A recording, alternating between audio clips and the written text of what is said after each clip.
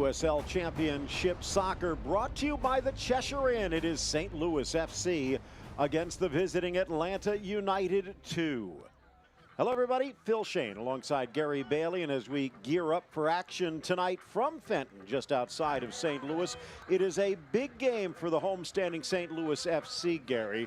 This is a team that needs to keep winning if they're to hold on to hope for the postseason, and they have come through September strong. Oh, absolutely brilliant in September. Look at that, 6 games played, 5 wins, just the 1 loss. And if you go July, August, they only had the 1 win. They've suddenly found the form they had early in the season, and if they keep this up, they are guaranteed to make the playoffs.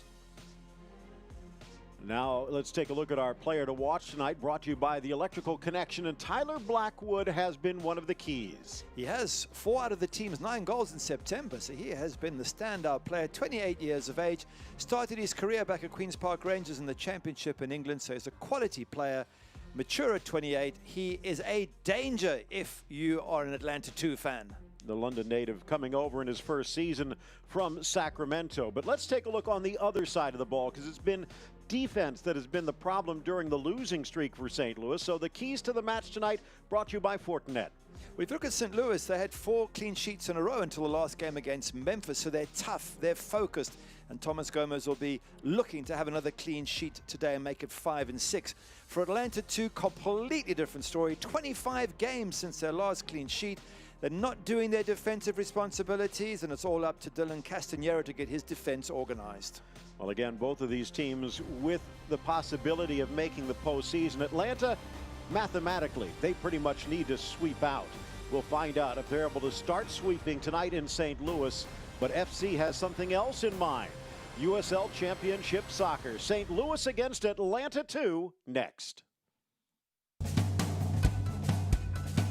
This year we developed Ale d'Or, which is a beer brewed exclusively for the St. Louis Football Club. We've been partners with STLC for coming up on 3 years now. St. Louis Football Club, got some Schlafly, call out our Luligan friends on the side. You'll be able to find Ale d'Or obviously out at Soccer Park and then at your local grocery in and around St. Louis, so we're really excited to get it out there in the market. We're excited to debut it in 16-ounce cans for the upcoming season. When you need quality electrical work for your home or business, look to the electricalconnection.org. Created as a partnership between IBEW Local 1 electricians and the St. Louis chapter of the National Electrical Contractors Association, the Electrical Connection has been setting the standard for electrical excellence in St. Louis for over 100 years. You can depend on our highly skilled and trained workforce, your #1 source for quality electrical and communication contractors, electricalconnection.org.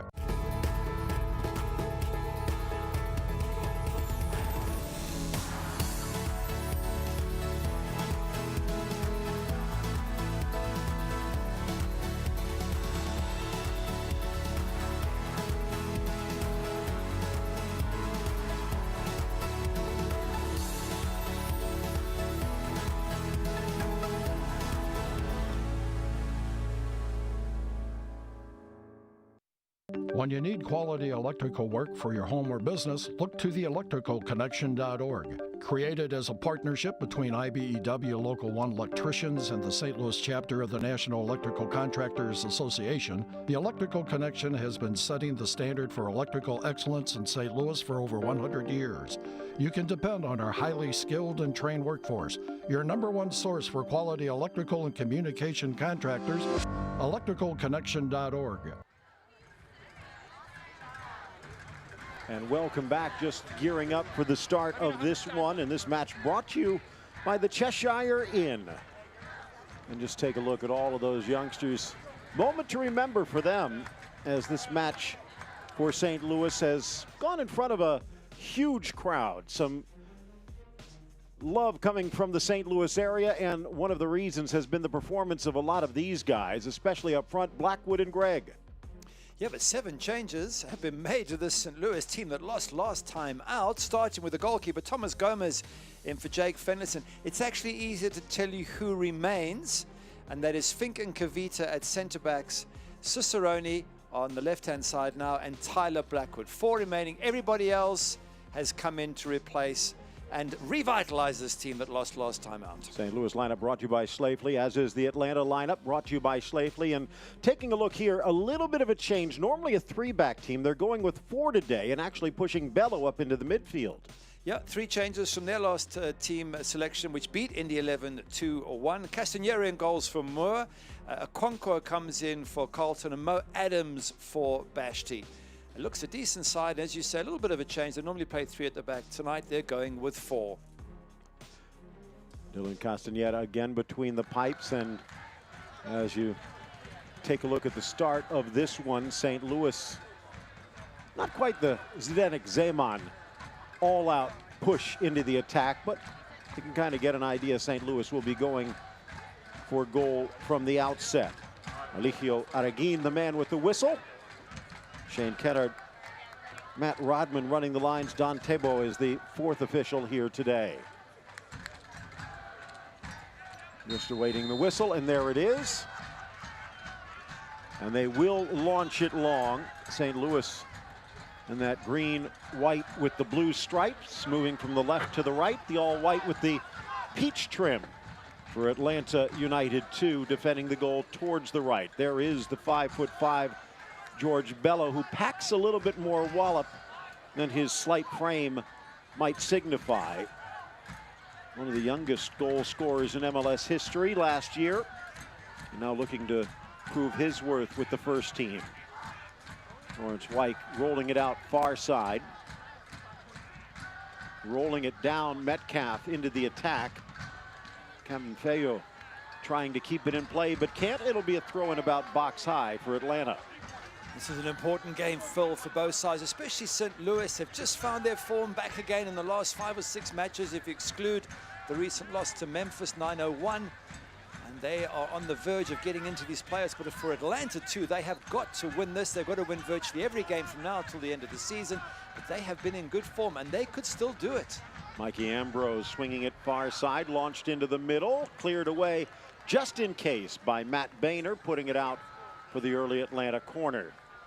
Just talking about that form for Atlanta too. They've won 3 and drawn 1 of their last 4. They were struggling before then, and Phil, they found some great form. Look at this ball into the box, causing all sorts of problems there. So watch out, St. Louis. Don't make any assumptions tonight. Driven from the corner in, glancing header, and a second one goes wide at the back post. 2 chances for Atlanta United, but can't put it on Thomas Gomez's net. Good look at Lewis Hilton, the Plymouth Argyle Exeter City youth player, now in his 2nd season from Charlotte. 2 goals from the midfield for St. Louis FC. You can hear the Luligans in the background. They're wonderful, aren't they? I mean, I love it when St. Louis play at home because they sing and pound those drums for the entire match. They give such wonderful support, and Anthony Pulis making that point when we spoke to him midweek, saying that, as we see Anthony Pulis there, might be the mystery beer. I don't know if you've heard about that one, but that'll get you cheering. Yeah. But he says these fans give their team such support, and their home record is fantastic. St. Louis. Little out of control, Camden Feo, but he's saved by the whistle. A trip about 35 yards out. Talked about Anthony Pulis, the former Welsh Youth International. If the last name sounds familiar, Gary, it should. Yeah, his dad's been a top-class coach and manager in the Premier League and in the English Championship in England. Tony Pulis, very, very highly respected.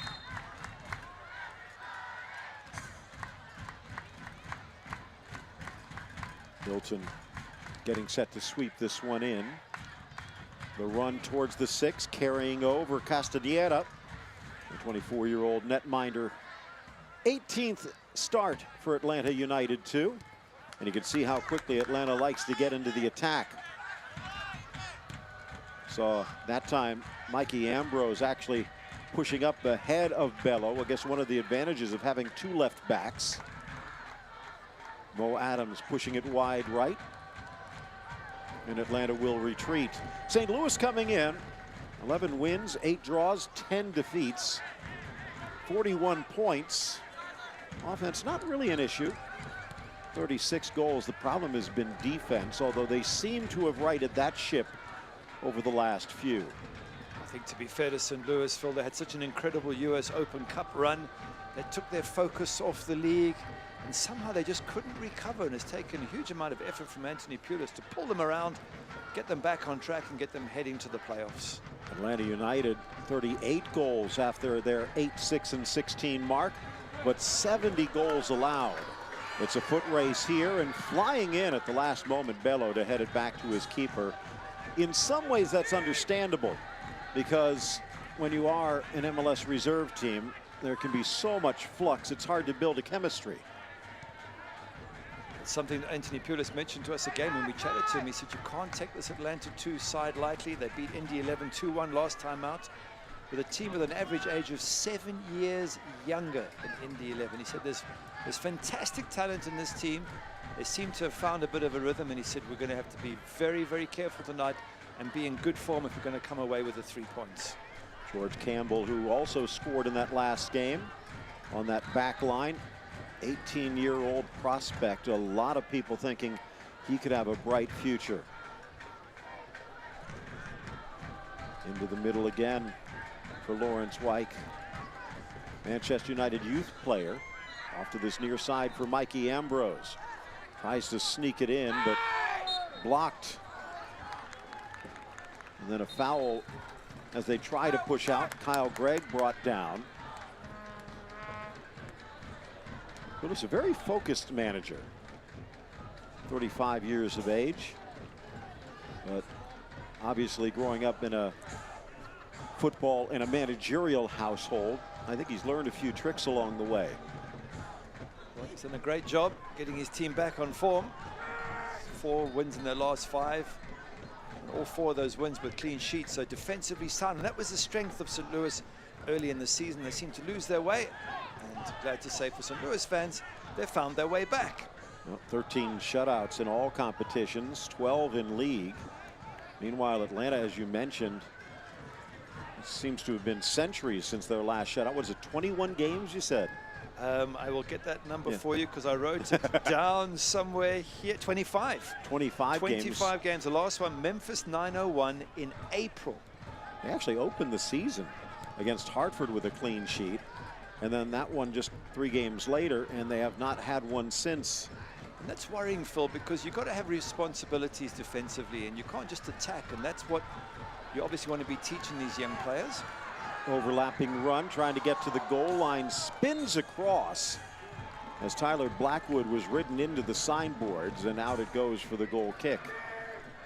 Just picking up on that point, if you're a coach of Atlanta 2, you're trying to get players into the system, into the MLS game.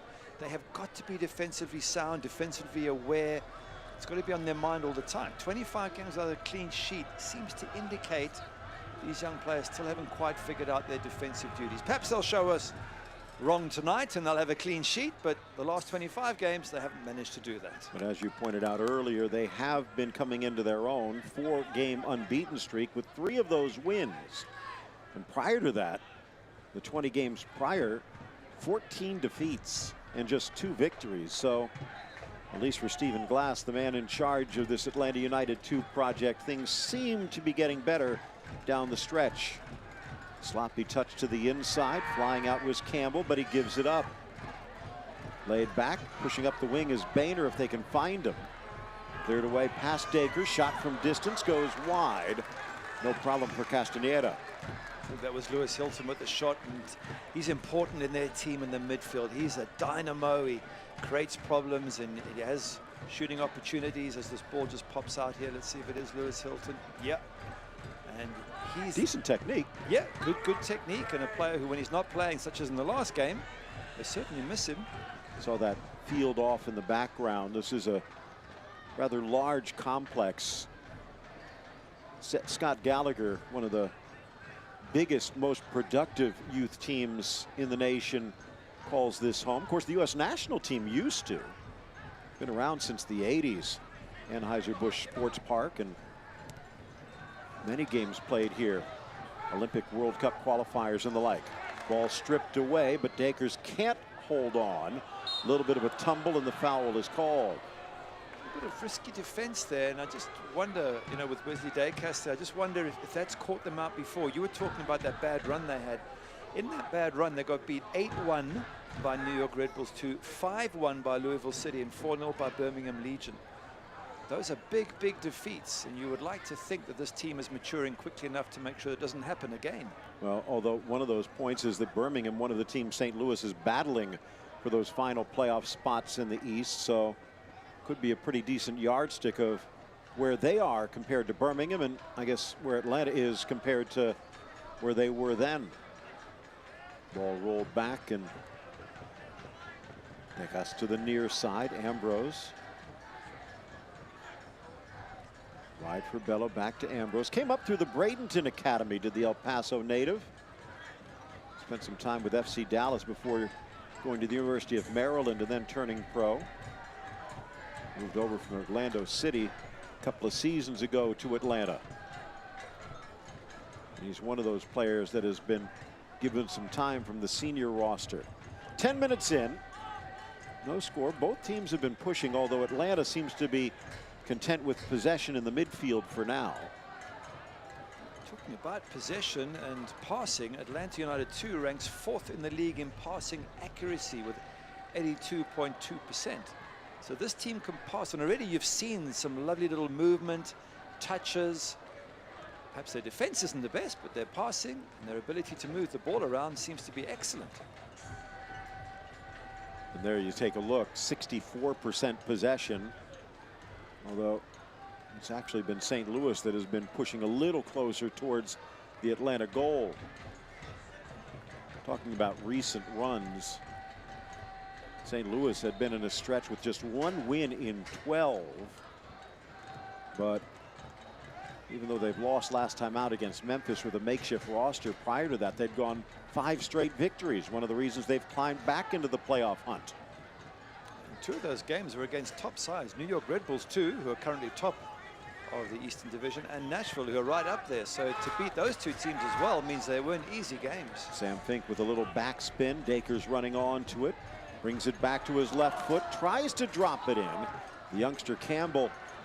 Actually, that was Decas again heading it away.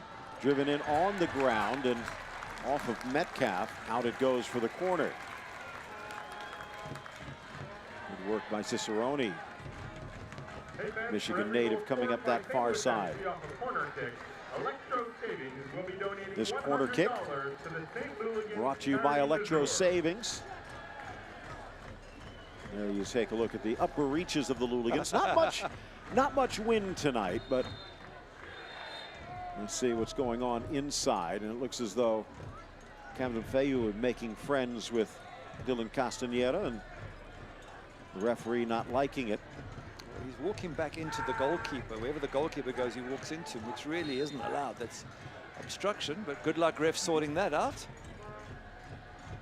In swinger, low, near post, bounces through the 6. No one there to meet it. Knocked back for Boehner, launching it back post, and the shot goes high over the crossbar. Good chance for St. Louis. Well, it's a decent connection with the header, but just couldn't keep it down. But good ball back in from Matt Boehner. Initially, the Lewis Hilton ball just goes right through. Everybody misses it.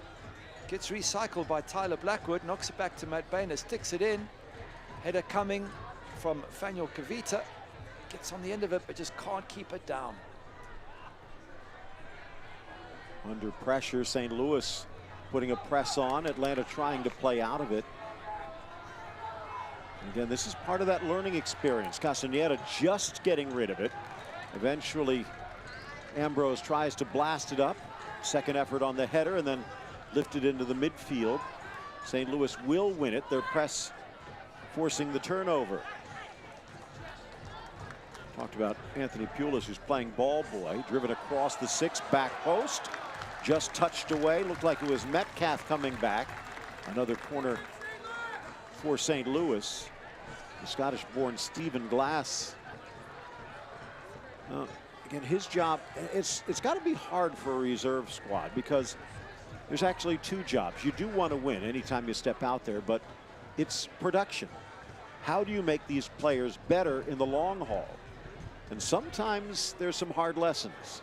Ball back post, and that almost was one of them. Curling run by Fanuel Cavida.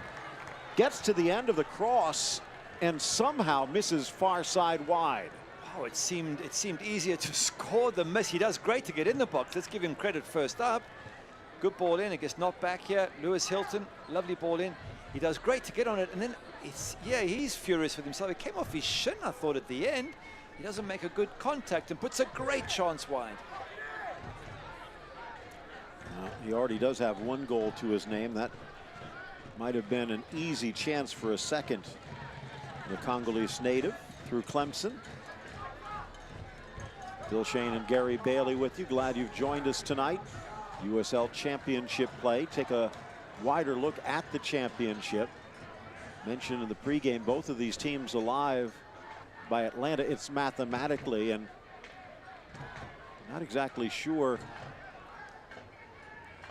how much math you have to study, but let's just say they can't afford to lose a point, and they are going to need some help. St. Louis pretty much in control of their destiny. They're in the top 10. They keep winning. They'll stay there. Far side driving in. Cicerone gets the cross. Met at the spot, and a shot goes wide right. Beautiful work by Cicerone to get it into the middle. Lewis Hilton, take another look. It's a good cross in. I think it's Tyler Blackwood here. Watch him on the edge of the box. Number 14 times his run, uses his left foot, just can't quite direct it. No wonder he scored 4 goals in 9 outings. Tyler Blackwood really sharp around the box, and well done Russell Cicerone for getting the ball into that danger area. Good attacks by St. Louis. They really are threatening that Atlanta 2 goal.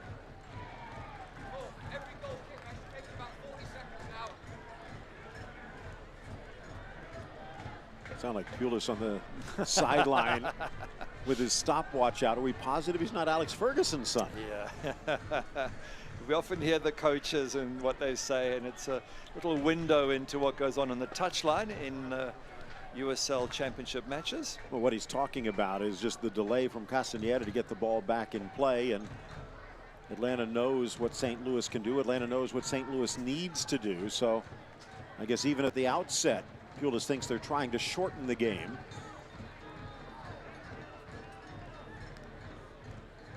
Slam to the near side.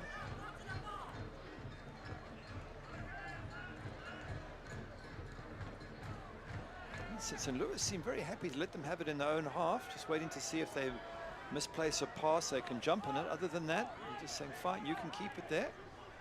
We'll wait for you. So it's a bit of chess at the moment. Who's going to blink first? Well, the night has fallen, still in the upper 70s at kickoff. Things cooling just a bit at the moment, but the humidity up there as well. This not that far off the river, and in fact, if you remember anything about the soccer park, sometimes you might need scuba gear. This has been known to flood, although no signs of it at the moment.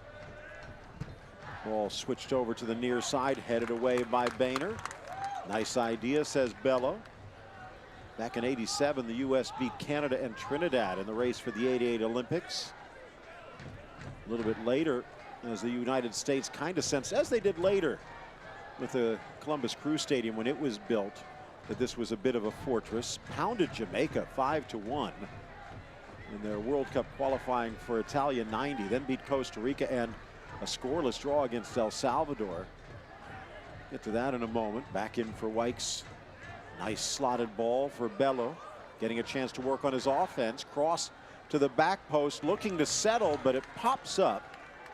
And no real chance for Metcalf and company. Of course, the U.S. did qualify, thanks in large part to their home field advantage in St. Louis, snapping that 40-year drought, starting the career of many longtime U.S. veterans. Or St. Louis, a lot of history itself, and some sad news coming out today. Part of that production in St. Louis, former national team player, long time St. Louis U assistant coach Val Pellizzaro passing away today at the age of 87. I know St. Louis FC passed their thoughts along to his family, and so do we. Harry Keogh, Joe Clark had him as their right-hand man for years. Ball dropping into the area. A little bit of backspin on the turf. Turning shot by Okonkwo, but he didn't have the aim.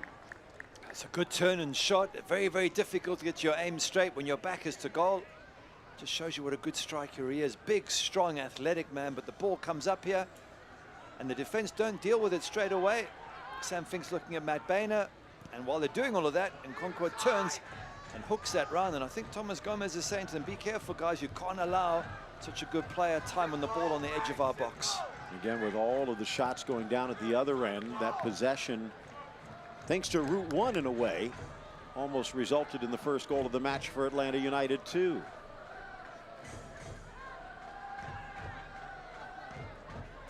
Now St. Louis trying to build a bit of a rhythm. 41 points at kickoff. That cutoff line at 10. There's a bit of a race there. We'll take a look at the half, at how close things are. But let's just say there's a lot of teams that still have dreams. I think there's two teams behind them that are on 39, Birmingham being one of them. It only takes one result to go the wrong way, and St. Louis could drop from 9th to 11th and be out of the playoff places. So certainly for Anthony Pulis and the rest of his team, these are crucial matches. And to be fair, against Atlanta 2 at home, I would have marked that one down as, come on guys, really, we should get the 3 points here today. No disrespect to Atlanta 2, but that's probably how St. Louis would see it. Well defended, unable to turn the corner, Dakers. Several players who've made the jump from Cincinnati down the river to St. Louis. And the Hooligans have not been silent since the opening whistle. They said they're unbelievable, so fantastic. High press by St. Louis forces the long kick. That's what they're trying to do. They win the ball. Oh, bad back pass, but just getting there in time, Sam Fink. That was a bit of a risk at the back. Okonkwo, a handful. Now it's Atlanta who try the high press, and they want to force the long kick. Gomez hanging it up. Boehner nodding it forward, but couldn't keep it in play. So that pressure does force the turnover. Into the middle for Mo Adams. Former Forest and Derby County product. Kind of funny when you take a look at his resume. He played for Boston in England and Reading in the United States. Yeah, there's a bit of a switch, isn't it? And coming up through Chicago, and now in his first season with Atlanta 2. And he's played quite a few matches for Chicago Fire in the MLS. Is it 25 appearances? Race out to the top of the box, and Castaneda getting there just in time. Doing well, nice and sharp off his line. Just mentioning Mo Adams, quite a few appearances in MLS at Chicago Fire, so decent pedigree. Back to Castaneda, tempting fate. Brisk turn on the ball, but now stripped in the midfield. Phil, you're an ex-goalkeeper as well. How do goalkeepers take such risks in their own box? It just takes one little error. Take the ball off your toes, it's in the back of the net. Well, Gary, in all honesty, I think all goalkeepers are ex-goalkeepers at one point in their career, and a few too many of those, and Dylan Castaneda might join us.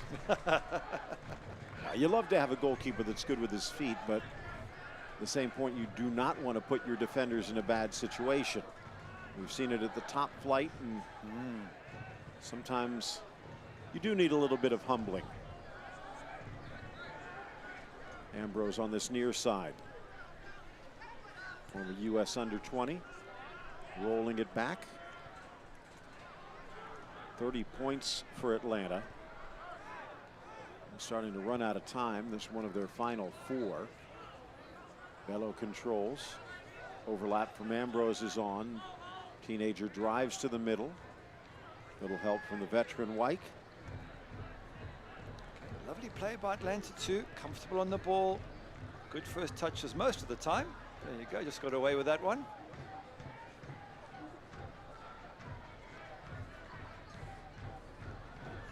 Mention that race for the postseason.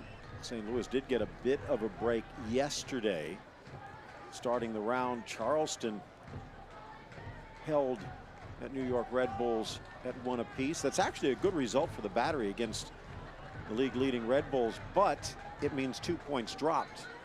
So for St. Louis, a little bit of breathing room. Still going to be very tight from now till the end of the season, but look at Atlanta too. They've held on to this ball for quite a while. Eventually a stray pass, but very impressed with the way they control the ball and they manage it. Well, we're glad you've joined us here, but don't forget you can join them there. Fans, you could become one of us. Season tickets for 2020 on sale now. Nothing like an evening at the soccer park. Reserve your seats today. Just looking at the class at which Atlanta are playing, and it reminds me of something that Anthony Pulis told us during the week. He said this Eastern Conference is the toughest ever in the USL. He said money spent, good squads, great youngsters and skills. And I think even he's impressed that teams like Atlanta too, who are on the outskirts of the playoffs, are still so good on the ball as we're seeing right now. Of course, they spent their entire career till this season out west. I'm not sure how they'd feel having to face Phoenix, although I guess Rising is falling a little bit of late. A little bit of a stumble headed in towards the postseason, but far and away the best team during the regular season. Wide for Bello, slight deflection into the 6 and able to handle it. Gomez. That was a little scary. It looked like he wasn't quite sure if that was going to reach him, and he was just trying to measure it and wait for it. But Thomas Gomez, he's been battling to keep that #1 slot against Jake Finlayson. Jake's had 16 games, Thomas 13, going into his 14th today. It was a good start by Jake Finlayson to the season. I think he held his place because he didn't make any errors, but eventually Thomas coming through in the cup sides, doing well, and now seems to be the preferred choice. From the U.S. under-20.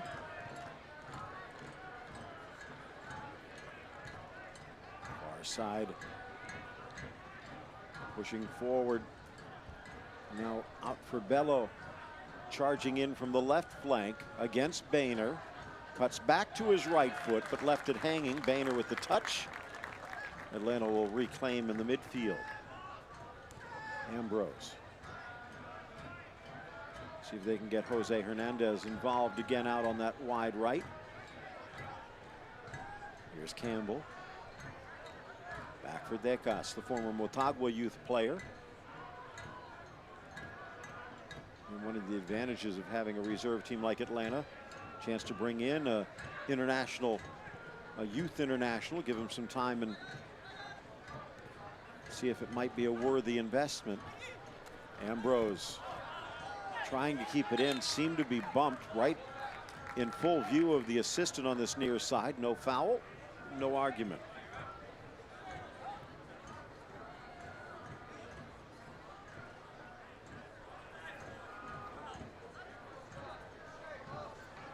Dakers trying to push Ambrose back. The finer points of geometry from the referee Eligio Araguin. First season as a top flight ref in the U.S. Bello bumped. And the referee says Atlanta ball. He caught Greg by surprise. I'm assuming the assistant ref pointed the other way because Greg was pointing at the assistant saying no. So difference of opinion between ref and assistant, but that's the way it goes. Ref decides at the end. Have a look here what they tend to do. Atlanta, they'll keep possession. I don't know if they'll do it this time, and they try and get St. Louis to come out. Then they try and play in the space behind them. That one just getting away. Nascimento, who's been relatively quiet on the day, try and gobble up 10-15 yards at a time and then look for the next weak opening. St. Louis looking long, and a wasted ball gobbled up by George Campbell. Here they go, they wait, and if you're not going to come get the ball, then they'll play it amongst the back. Try and draw you out as they're doing here. Exactly.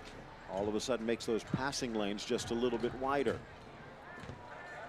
Mentioned Atlanta, 4 games left, including this. They go on the road to Pittsburgh next. Oh, that's not easy. Their home record, Pittsburgh Riverhounds, is absolutely superb this season. In their brand new stadium. Bethlehem, and then closing at Nashville. Oh, another tricky one. Bello blocked. Can he get there? Nope. Good cover by Dakers. They could get to 42 points if they sweep. 39, the current cutoff, kind of gives you an idea of how fine that line is. St. Louis at 41. They'll host Louisville, head to Loudoun. Then they will host Pittsburgh before going on the road to North Carolina. There's a good look at the former Don and Magpie. Spent some time at Newcastle in his playing days. I guess Stephen Glass will be quite comfortable not making the playoffs if he is promoting the talent and developing, which is a point you made earlier. He's got these dual objectives. And if his bosses say to him, great, you've produced some wonderful talent, then not making the playoffs is fine. But you still want to be there and thereabouts, don't you? And it must be frustrating for the players not to see themselves get into the playoffs and have something to look forward to at the end of the season. Ambrose just a little behind. That's Mento. Good ball wide for Bello, making the run Okonkwo. And he'll drive to the inside. Blasted. Not sure if that was a cross or maybe a shot that got away. Manuel Kavita trying to make sure his team stays focused. I think it was a shot, Phil. He seemed to, the way he wound himself up and had a dip at it and the amount of power he put behind it, I think if it was meant to be a cross, it would have knocked someone's head off. Have a look. He's got his head down. Yeah, he's aiming for that top far corner, and it just bends away a little bit too much. Of the stadium or the goal? I should say he put a little bit too much bend on it. This is a bit of a concern right now. I think needing some treatment. Did he twist or maybe took a cleat? It's amazing to see that Sam Fink's got, who's a joint top goal scorer with Kyle Gregg with 7 goals to his name. Yes, penalties amongst those. This is true, but still, as a centre back, to say you're the joint top goal scorer, that's quite a feather in his cap. Second stint with St. Louis after some time in Oklahoma City, coming back into the final quarter hour of this opening half. And looks like he will be able to continue as he limps to the sideline. Looks like he's feeling that, isn't he? Really is limping. Trainer heavily. seemed confident. He's not so sure. No, little shake of the head. But the trainer gives a thumbs up, so okay. Yep. Let's 2 wait and legs. see. Now he's walking a little bit more comfortably. That could be something Atlanta could take advantage of over these final 15 minutes of the opening half. Good to see the water breaks, Phil. Even if it's not roasting hot like it was in the middle of summer, it's still hot enough to demand that players get as much liquid into their system as possible. What would you have said in your playing days? Go over and have a drink, Gary. It never was warm enough in Manchester ever to need to drink, Phil. It's always Hot cocoa, maybe? Yeah, no, we had cups of tea at halftime more than anything to try and keep warm. The temperature was always in the, in Fahrenheit, the sort of 50s and 60s at best. That was a summer's day. Of course, it gets rather chilly in St. Louis in the winter as well. One of the reasons they switched the seasons. Trying to drive through the middle with Cicerone. He gets brought down about 35 yards out. Chance for a dangerous restart here for St. Louis.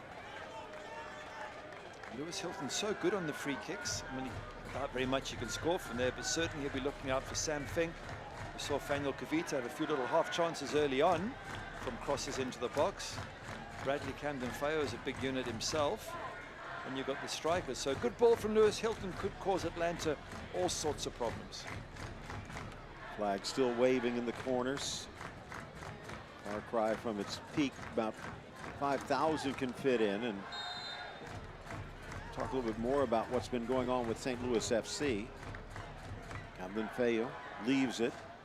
Chip down the left side, and maybe a bit of decoying, but Kavita seemed to lose sight of it as it just sails into touch. Goal kick for Atlanta. Of course, St. Louis making some news with the MLS expansion. And I asked Anthony Pulis as to whether that added any more emotion to the crowds that were coming to the soccer park, and he said no. He said they've been crazy since the beginning. I think he said that in a nice, crazy way. Yes. He loves the fans and he loves the impact they have. He said it's like a fortress at home because of the Luligans. On the turn, Umar, the Ghanaian, rolls it to this near side. Baylor back to Hilton, switches. Holds on the turf. Checking back is Greg, who has not seen the ball much. Tyler Blackwood down the line, neither. We just saw a stat there a moment or two ago, which concerns me, Phil. 0 shots on target by either side. Yes, nice football, Atlanta. Yes, good crosses in the box, St. Louis. But ultimately, the aim is to get something on target. Total shots 4 and 3, 0-0 on target. They need to improve, both sides. On the turn, Cicerone trying to find that opening.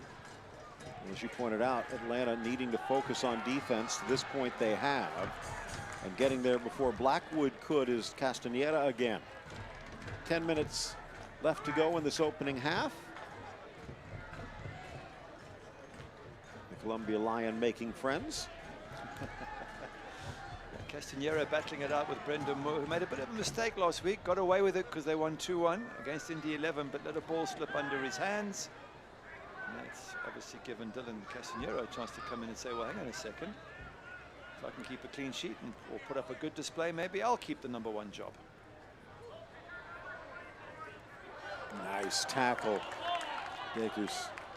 Actually, it was Umar sticking a boot in, taking it off of Bello, who maybe just a bit too selfish over the last few moments. Back to Gomez, Mexican born, but U.S. Youth International. 26 years of age. Sailing out of bounds, but diving to keep it in. Unfortunately for St. Louis, right back to Atlanta.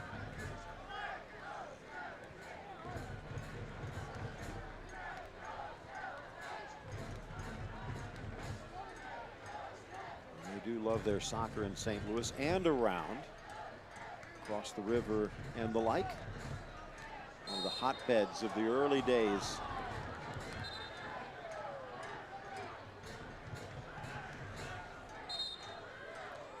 Full credit to Jim Cavanaugh and company for what they've been able to do.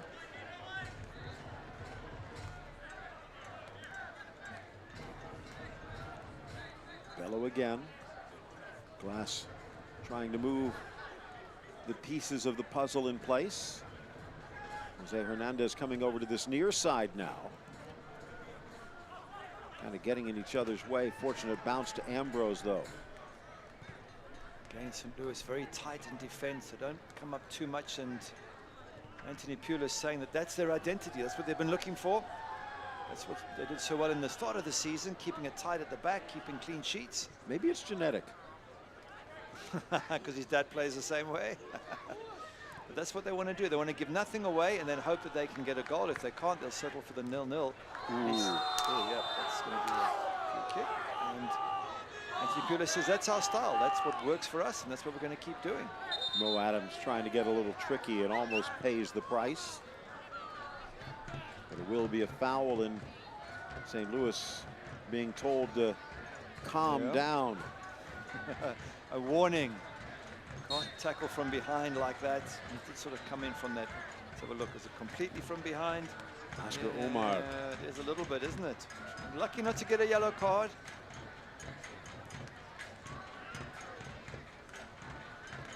Decas on loan from Moravia.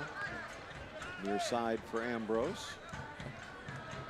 Going back to his offensive roots. Nice ball far side. Metcalf retreats. And a little too much adrenaline on that ball. Just a little bit too much, about 3 yards high. Too high, but the idea is good, isn't it? They try and play good football, Atlanta. They shift you around, they move it from left to right, they They make you chase, they tire you out. Very, very decent footballing side. But again, 0 shots on target. That would be a big worry if I was either of these managers. San Francisco native Eligio Araguin making sure the throw-in comes where it should. Trying to flick it on Kyle Gregg, getting it back. Dakers across. Swinging it out to the left, back for Dakers. A lot on that ball, though, and it's going to carry. Cicerone wishes he had a second chance. Yeah, such a pity, because both Tyler Blackwood and Kyle Gregg have made runs into the box, both waiting. Any cross, and their main 2 strikers would have been in a good position to finish it off. Unfortunately, nothing came in from the left-hand side. So we start heading towards half-time with neither goalkeeper really tested.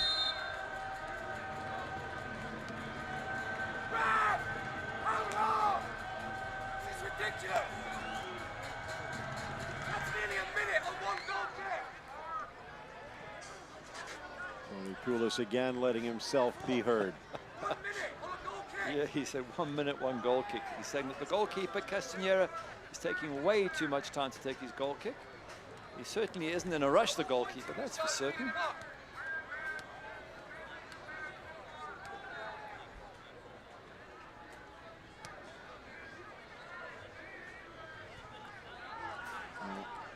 From an Atlanta perspective, I think Stephen Glass is going to be a bit more pleased. I think there were moments for Anthony Pulis to point out that were positive, but they are the home team, and they are the team that has the better chance to make the postseason, so more to fight for.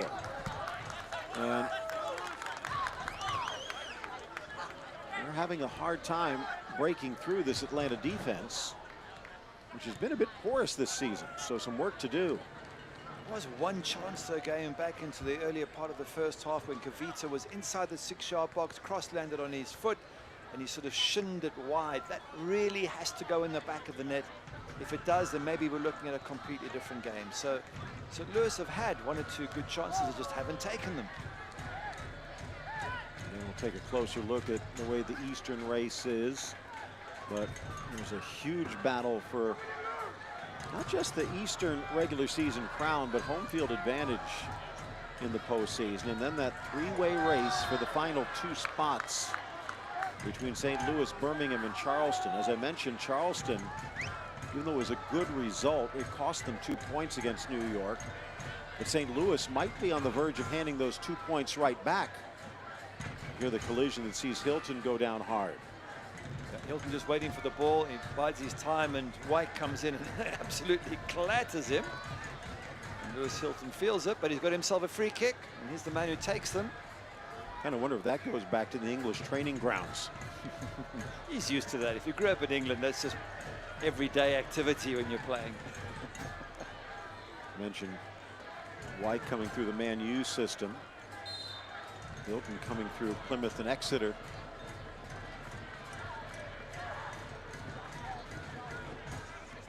Ball with some spin, headed back towards the spot, met on the volley, but whacked wide by Tyler Blackwood for the goal kick. Another clean opportunity, but they could not get it on goal. It was a fantastic opportunity, and you could see by the way Tyler Blackwood was holding his head. He felt this should have gone in. Have a look there, left foot shot, just flashes wide. And it's a big man, Kavita, who gets up and heads it back superbly. You just wonder, if that goes on target, it almost certainly hits the back of the net. Looked like Cicerone was down near that goal post as well, but unable to guide it in. 44th minute approaching, still no score. But things starting to heat up a bit. Certainly, virtually every highlight we have has been from St. Louis, so they've been the more effective around the box. They might not have had the most possession, but they certainly have had the greater opportunities. But as we stand, neither side has a single shot on target. Well, it was 2-0 when these two teams met in Georgia earlier this season. Early penalty changed the course, and Cicerone would add a goal in the 20th. Atlanta could not get a goal, and St. Louis walked away with all 3 points, trying to pull the sweep These are the first 2 times they've ever played, even though Atlanta was in the league last year. St. Louis was in the Western Conference then. Trying to push through Dakers into the midfield. Help out wide. Blackwood back to Dakers. Final minute of regulation. Launched by Camden Fayu, and I do use the word launch. I was about to say the same thing. Very poor cross, completely overhead. Tyler Blackwood said, yep, you had the right idea, but just the wrong execution.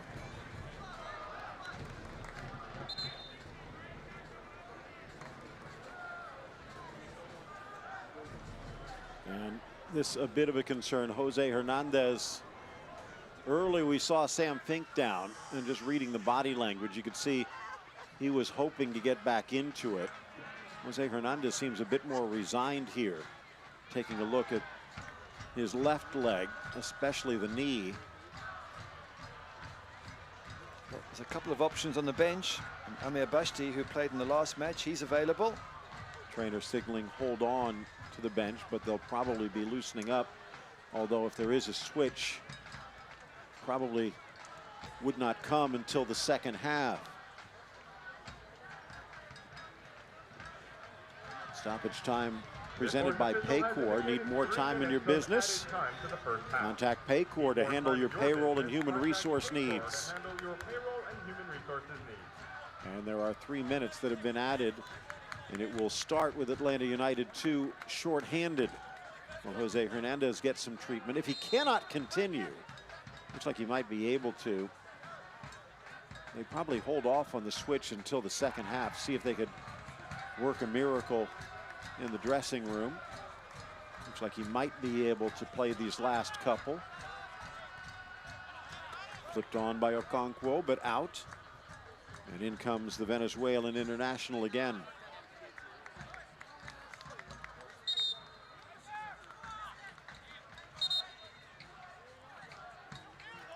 Every throw in Boehner seems to be trying to pick up 4 or 5, 20 yards at a time.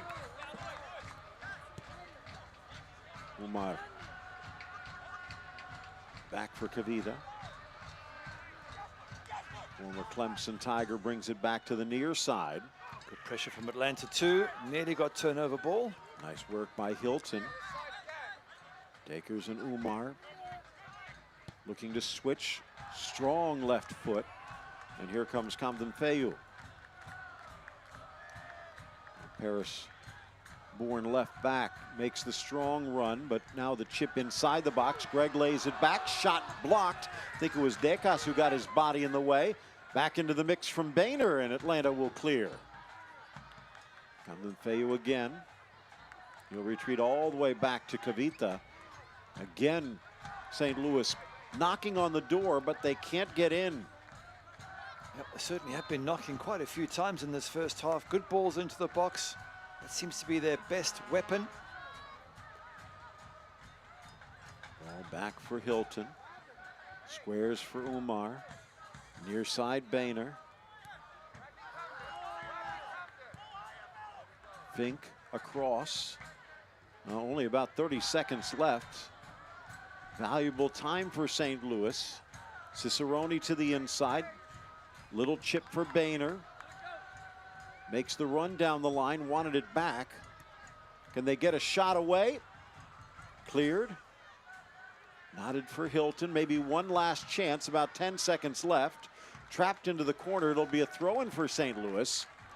Quick thinking ball boy, but again, unable to get the ball into the area for a shot. Cicerone blocked away and blasted back to midfield. That might well do it if there is a chance, and well off his line is Gomez. Maybe Atlanta and Nascimento. Luis Fernando Nascimento into the 18. Ball blasted across and tipped over the bar by Gomez. Well, of the 3 minutes added, we're now heading for a 5th minute, and it looks like Atlanta might have time to get this corner away. It's a decent shot from Luis Fernandez. And he's hit a very tight angle. You would never expect Thomas Gomez to be beaten from there, but certainly The shot had power behind it. It had accuracy. The goalkeeper had to get it over the bar. And so we have a dying moments corner coming in. Another Electro Savings corner kick, whipped in near post, flicked away to the top, trying to meet on the volley, and Gomez saw it going wide. He lets it do so, and it's a scoreless first half at the soccer park. St. Louis and Atlanta United 2.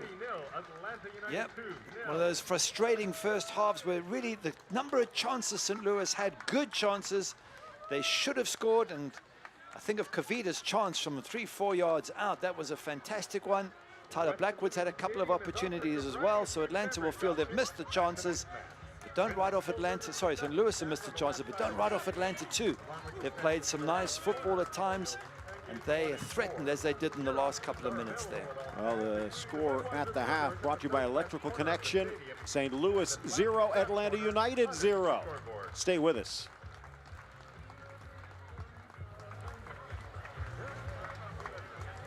Hey fans, there are two things we love most in this world.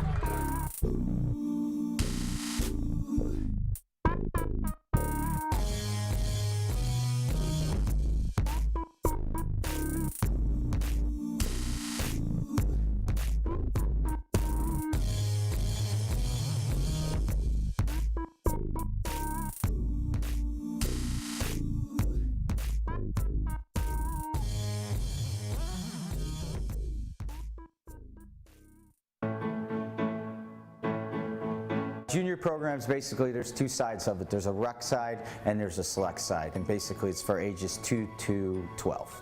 So you start off by doing a little bit of a warm-up. It's a developmental, kind of want to introduce the players to the game and kind of all in a fun environment and create a positive experience. Our staff is first class, our facilities first class, and it's really a first class program.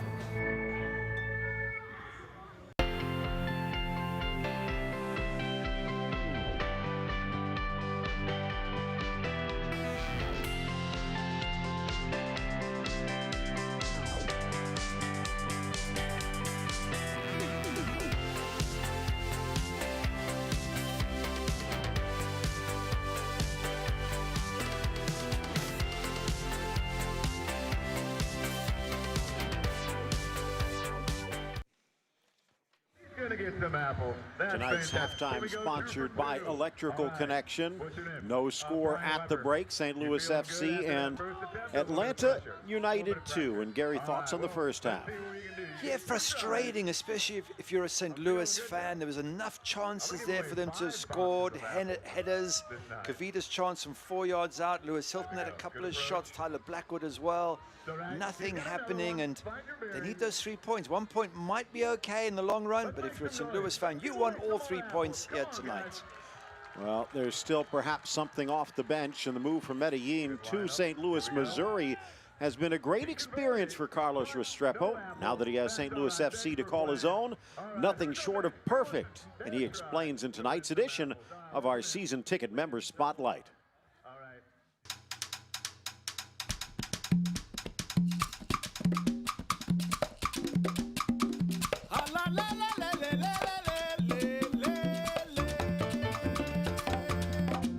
Hola, I'm Carlos Restrepo. I'm from Medellin, Colombia, although I live in St. Louis now, and I'm a proud season ticket member of St. Louis FC.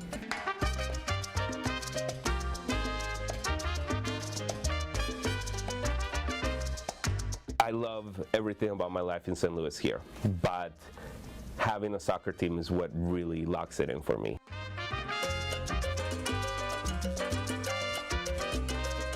I got my season tickets immediately. I thought, I mean, what else am I going to spend my money on? I have a playlist. It's just called Football on Spotify, and it's got Irish songs, it's got Brazilian songs, Colombian songs, just a bunch of songs relating to soccer. And I just get my City of St. Louis flag and get in my car, and I pump that playlist super loud down 44, and that gets me so excited. And like there isn't a special ritual except that playlist is going to play while I'm on my way there just to get me excited. just a little video I posted on Facebook of just celebrating the goal, you know, like a bunch of people were like, oh wow, I didn't know it was like that. Like, you know, they thought I was watching some, you know, something else. And like once you show them, like, no, these are the fans. This is how seriously they take it. This is how much fun we're having. They want to go. And I think you just have to get people in once, and once they go once and they see how amazing it is, they're hooked. But that's the only thing I advise, just like bring one person to the game. Like just bring a friend, just tell them, trust me, if you regret this, you'll give them their money back, whatever. But I think they're just gonna be amazed with the quality of the experience and the fans. They're really great fans.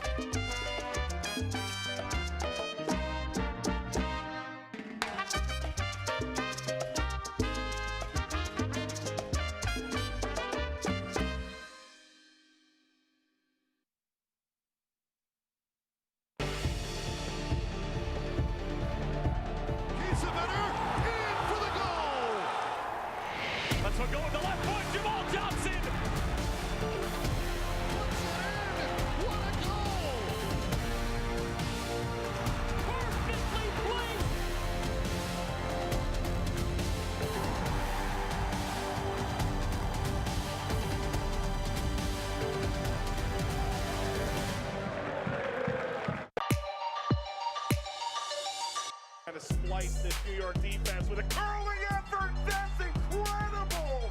What a goal by Nine. Johnson, though, going to hurry things up. Tenorio giving a blast. Goal! Clever will take a shot. He fires it home for a classic. Cicerone to the back post. Sliding it in. What a start for St. Louis. Tyler Blackwood. Wharton and Espria in it as well. Williamson strikes and puts it in, a fourth for T2 on a beautiful strike. Asante saved by Cochran. And a save by Morton. Through and a diving stop. Punched away by Laurel. Follow. Kick save Laurel. And this. It's a hammer. Oh, that's an important intervention by Logan Ketterer.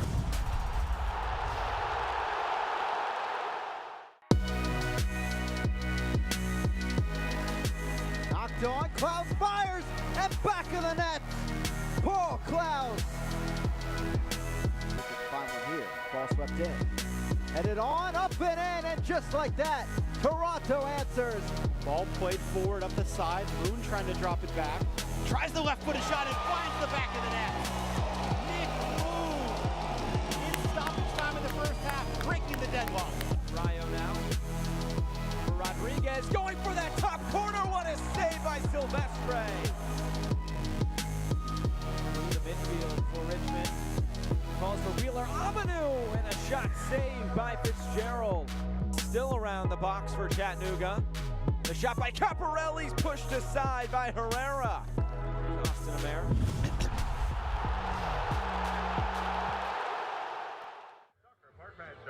Just some of the excitement the first half, and now looking for more in the second. This halftime brought to you by Electrical Connection. Scoreless at the break.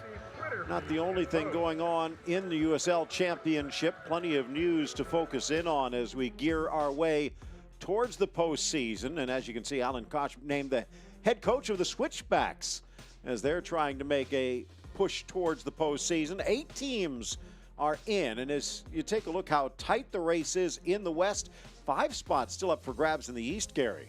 Yeah, the West is absolutely amazing how that could change in the next few weeks. As you say, between 4th and 14th, if anybody gets on a good run, they can suddenly jump into playoff places. And same in the East, it's still tight there. It's still going to be exciting right up until the end. And then Wednesday Night Soccer on ESPN3, El Paso hosting Fresno.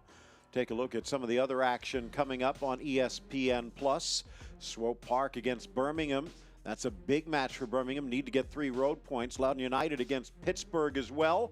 And then Ottawa welcomes the Indy 11 and Loudoun United against Tampa Bay on Friday. Those are just some of the matches coming up. And as you can see why that might be important, take a look at the table in the East.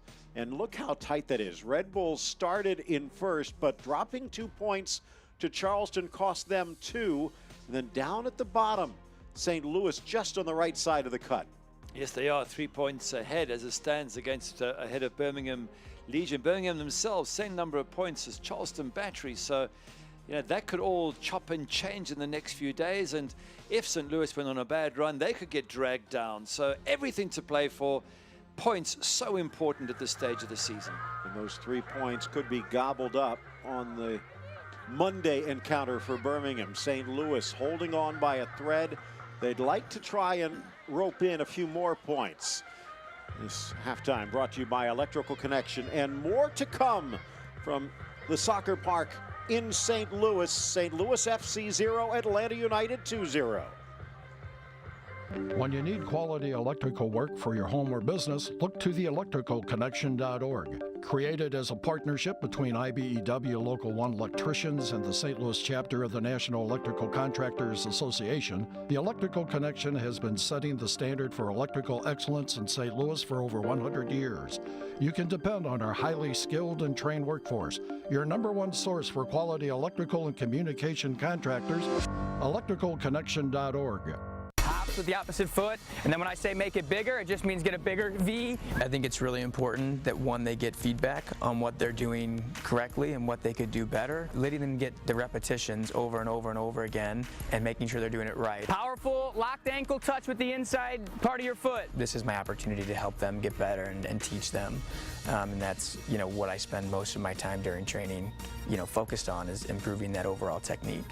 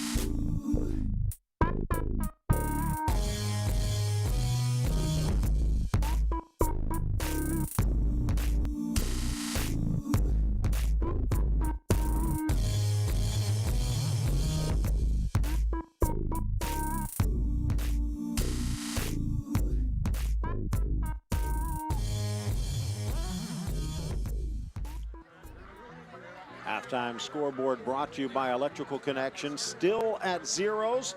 That just means anything could happen in the second half. Let's take a look at the halftime highlights brought to you in part by Maryville University. Score the winning goal at Maryville with personalized education, nationally ranked academics, and Division II athletics. You can learn more at maryville.edu. Just missing the angle here. Strong blast from the midfield by Lewis Hilton. Yeah, then this ball goes across the face of the goal. Tyler Blackwood knocks it back. Matt Boehner puts it in. Header comes just over the bar there from Kavita. What a good chance he has if he can get that down.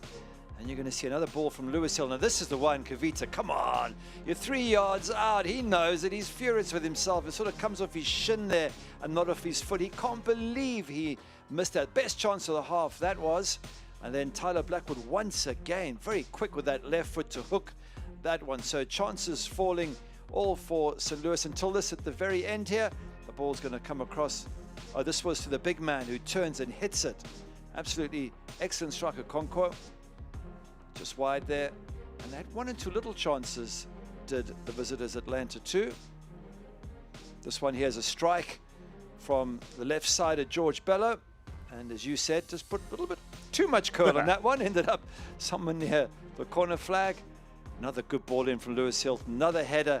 Another strike from Tyler Blackwood. He's got to try and hit that on target. And it just flashes wide of the post. And I think this is at the very death here. Luis Fernandez from a tight angle. Thomas Gomez over the bar. But certainly the best chances fall into St. Louis. They didn't take them. And that's why it's still at 0-0.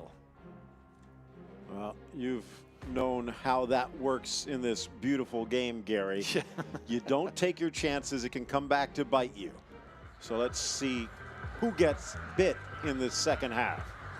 Lovely night in the Old Town tonight. Worldwide Technology Soccer Park, West Community Stadium.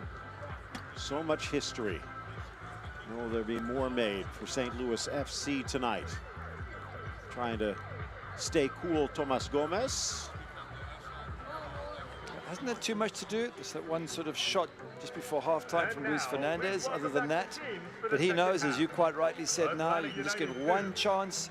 It could fall to Atlanta too, and that could be the one that loses you the game. So he's going to have to stay on his toes throughout this match and see if he can get St. Louis their 5th clean sheet in the last 6 games. You ever used to have those huddles back when you were playing? No, it's more of an American thing, isn't it? It's not. Oh, it's catching on. It is catching on now. Oh yeah, all over the world they have huddles. But I think back in the 80s when I was playing. Yeah, what are you doing up here, Bailey? Get back in goal. Oh yeah, Castanera also with a clean sheet, as well as Tomas Gomez so far. So now, one concern if you're Atlanta and Stephen Glass, that 25-game stretch without a clean sheet, which pretty much means you know you need to score every game to stay in it. Now for St. Louis, they're used to having shutouts. If they can keep this one going, it would be their 14th in all competition. So at the same point, they know they need 3 points, not 1. Second half underway. The white and peach of Atlanta United 2, moving rapidly from left to right. The green and blue hoops of St. Louis moving from the right to the left. Does not appear as though there were any changes at the half. Phil Shane and Gary Bailey with you. St. Louis going with Tomas Gomez in net. Boehner, Fink, Kavita, and Camden Feu from right to left on that back line. Dakers, Umar, Hilton, and Cicerone in the midfield, with Blackwood running around Kyle Gregg up front. Meanwhile, for Atlanta 2, Dylan Castaneda in goal. They've made the switch much of the season going with 3 central defenders. Today going with 4, and it hasn't bit them to this point. They've actually looked pretty good. But Metcalf, Campbell, Decas, and Ambrose. Wyke, Adams, Hernandez, and Bello in the midfield. Okonkwo and Nascimento up front. What's the biggest change from a playing perspective, going from a 3-5-2 or a 3-4-3 to a more standard 4-4-2? What's the change? Why would a coach do that? Well, for me, the biggest change is organizational. As a goalkeeper, you're looking at 3 in front of you with 2 wingbacks pushed way up. So there's more space for you to be attacked against. I much prefer 4 at the back. It's easier to organize. You know exactly where everybody should be. But from a coach's point of view, if you want to get pressure on the opposition, 3 at the back with your 2 wingbacks pushed way up the pitch, it's really like a 3-4-3 type of shape, and you can put more pressure on the opposition. So it depends how you as a coach feel you want to play, how positive you want to be. I just feel that the standard 4-4-2, it takes some beating. It's a very comfortable system. We'll talk a little bit more about that in a moment. Getting set to launch this one. Mikey Ambrose coming across with his left foot, lined at the top of the 18. Gomez, the top of his 6, now drops. Still in the 18, second effort knotted down, a swing and a miss. Golden chance, top of the box, and it blasts wide. First opportunity looked like it was Mo Adams, and then it falls for Decas at the top of the box. He grabs his head straight away as if he felt he should have hit target. He put power behind it. I think he was just feeling to himself, if that goes in target, that could be in the back of the net. Ball bobbling around in that St. Louis box, and that is a concern for Anthony Pulis and the coaching staff. And so close to jumping on that was Decas. For Stephen Glass, he has to like the way Atlanta United 2 comes out to start the second half. Gomez. Nodded forward by Umar. Can't find Dakers. Second effort down the line. Chesting at Ambrose. Wide for Bello, and they'll retreat. The other thing you hear about the 4-4-2, as you pointed out, it's an easier formation to play. The angles are more standard, although you can't give away balls like that. Kyle Gregg passes it off. Blackwood keeps it going. Dakers on his left foot, a weak shot that's blocked. Poorly cleared by Campbell. Keeping the pressure on St. Louis, whipped across by Camden Feu. They still can't get the ball on Castaneda. Another shot blocked at the top of the 18. Trying to knot it wide, Cicerone, and then it finally rolls weakly to the feet of the former Rough Rider. Well, we were wondering why they have not been able to keep a clean sheet in the last 25, Atlanta 2, and maybe some of that defending tells you why. That was woeful defending, not able to clear the ball from outside the box, giving the ball away on the edge of your box, and they were very lucky not to be punished for that. Giving it away again. Bradley Camden-Fayu couldn't do anything with it, though. Now, coming out of the back and forgetting something on the way, the 18-year-old Campbell elects to retreat and maintain possession.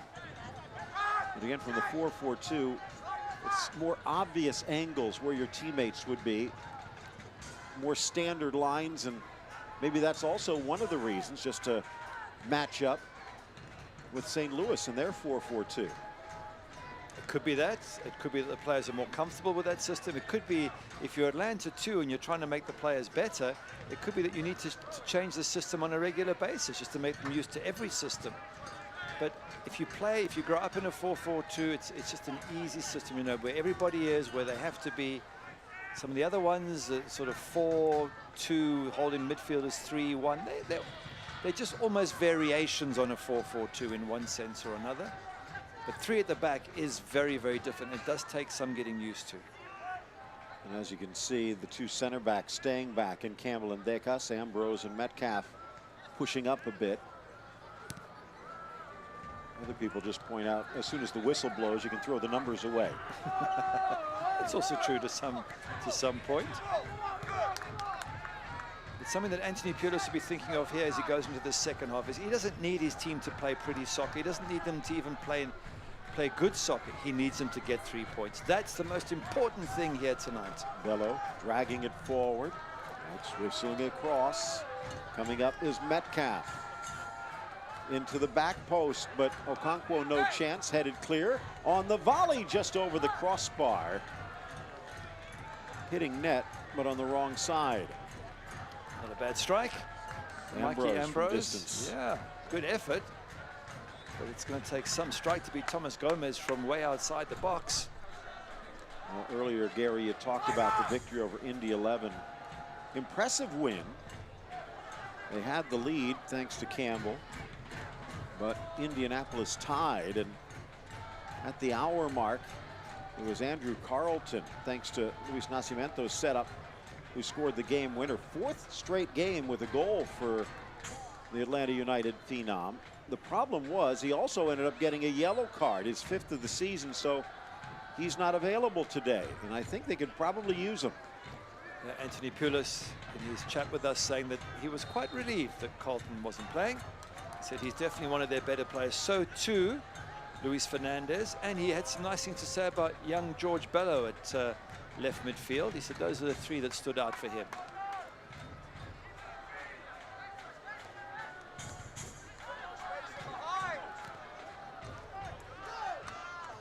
Launched.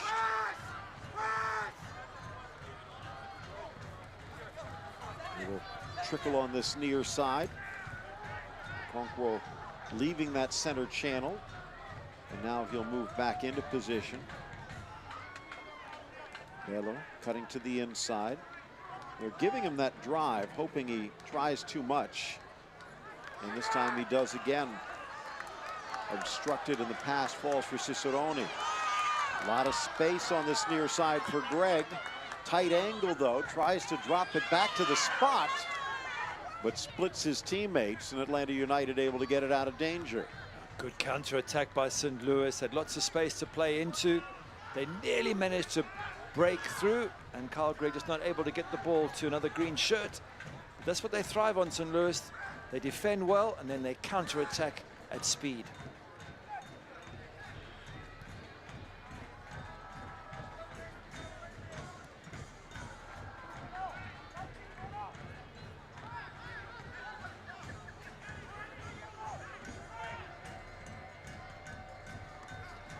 The center circle, delicate little touch for Dakers.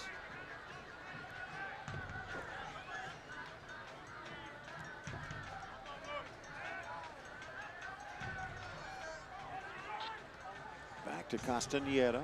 Never seems to panic. I'm not sure about his manager. Little bump, No whistle. Chance on the turnover. It's Greg, but he held on a little too long and impeded on the effort. An easy stop for Castañeda. That all came from turnover ball, trying to play out the back Atlanta. Very laudable, but when you lose possession, and straight away St. Louis jump on that possession and try and punish you for it. It hasn't happened yet. You can see that St. Louis feel that that's where some joy can come from, an opportunity of some sort, just pressurizing that Atlanta play from the back. Ambrose on that far flank, not happy with the ball. Former Terrapin looking good so far tonight. Still 25, a lot of football in front of him.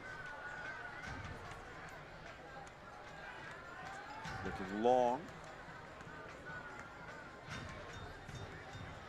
Degas looking pretty solid in the midfield.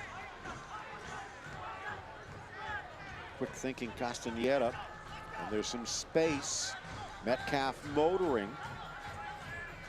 Former Clemson teammate Manuel Cavita trying to slow him down. Out wide. Nascimento back towards the top of the box. Just a little too much hesitation. What can they do here? Chip in to the 6, but no one making the run. Mo Adams, a decent idea, but Gomez was ready. Gomez read that nice and quickly. No problems for the goalkeeper there. And he seems to be saying to everybody, get up. I don't want to play it short. I want to get this into their half and try and put pressure on them. So let's see. Because they've got a very high press, Atlanta. I think he's worried that they might turn over ball close to his goal. He'd rather get the ball into the other side of the pitch and see if St. Louis can nick the ball off Atlanta instead. Ball deflected far side. St. Louis will get it back off the throw. 4,812. We thank you for your support of St. Louis FC and professional soccer in St. Louis. Again, crossed the line, but the last touch by St. Louis. Each team still with a full slate of subs.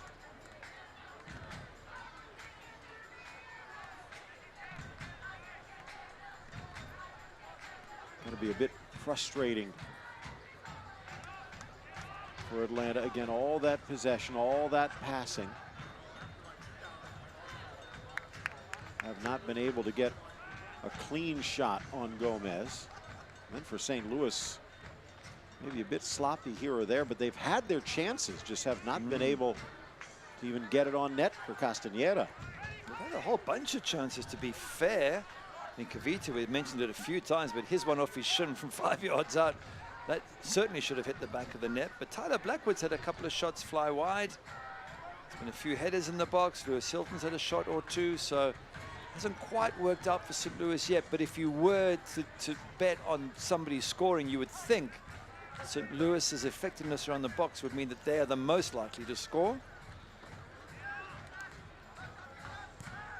Nice idea by Campbell. And a little too tricky for their own good.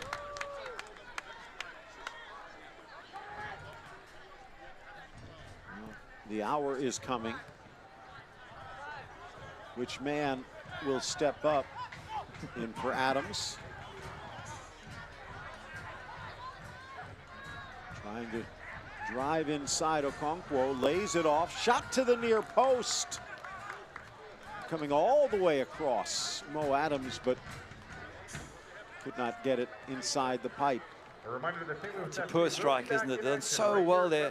Their build-up play, Atlanta 2, is excellent in many ways, but from there you've got to make the goalkeeper work. And he hasn't even come close to Thomas Gomez's goal. Yeah. There has been some pretty play tonight for both teams, but if you wonder why goal scorers are the ones who make the big bucks, because in many ways it's the hardest job in sports. Put the ball in the back of the net with 11 other guys trying to stop you. Yeah, you can mention that to Cavita from 3 yards out. He knows what a tough life it must be being a striker. He must have thought he was a certainty to score that goal. Came off his shin, must have just taken his eye off the ball. There he is on the ball now. And what should have been a certain goal flies wide of the goals, and still we're at 0-0. Crucial points that could be dropped here tonight by St. Louis. Amir Bashti on the sideline getting some words of advice. He's about ready to check into this game. Ball lifted up.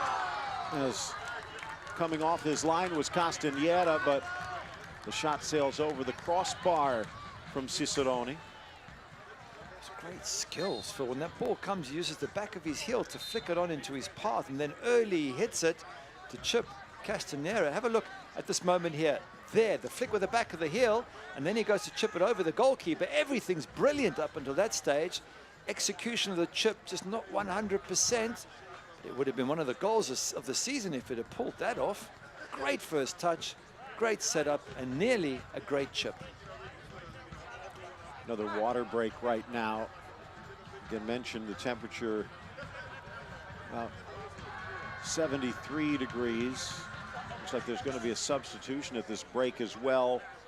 Jose Hernandez, who went down injured just before the half, able to continue till the break and another 15 minutes here, but it looks like his day is done. And the 22-year-old San Jose native Amir Bashti will check in. Former Stanford Cardinal. Former U.S. Youth International in his first season with Atlanta United 2. Substitution for Atlanta, leaving the game number 15, Jose Hernandez, entering the game number 31, Amir Bashti, in the 61st minute.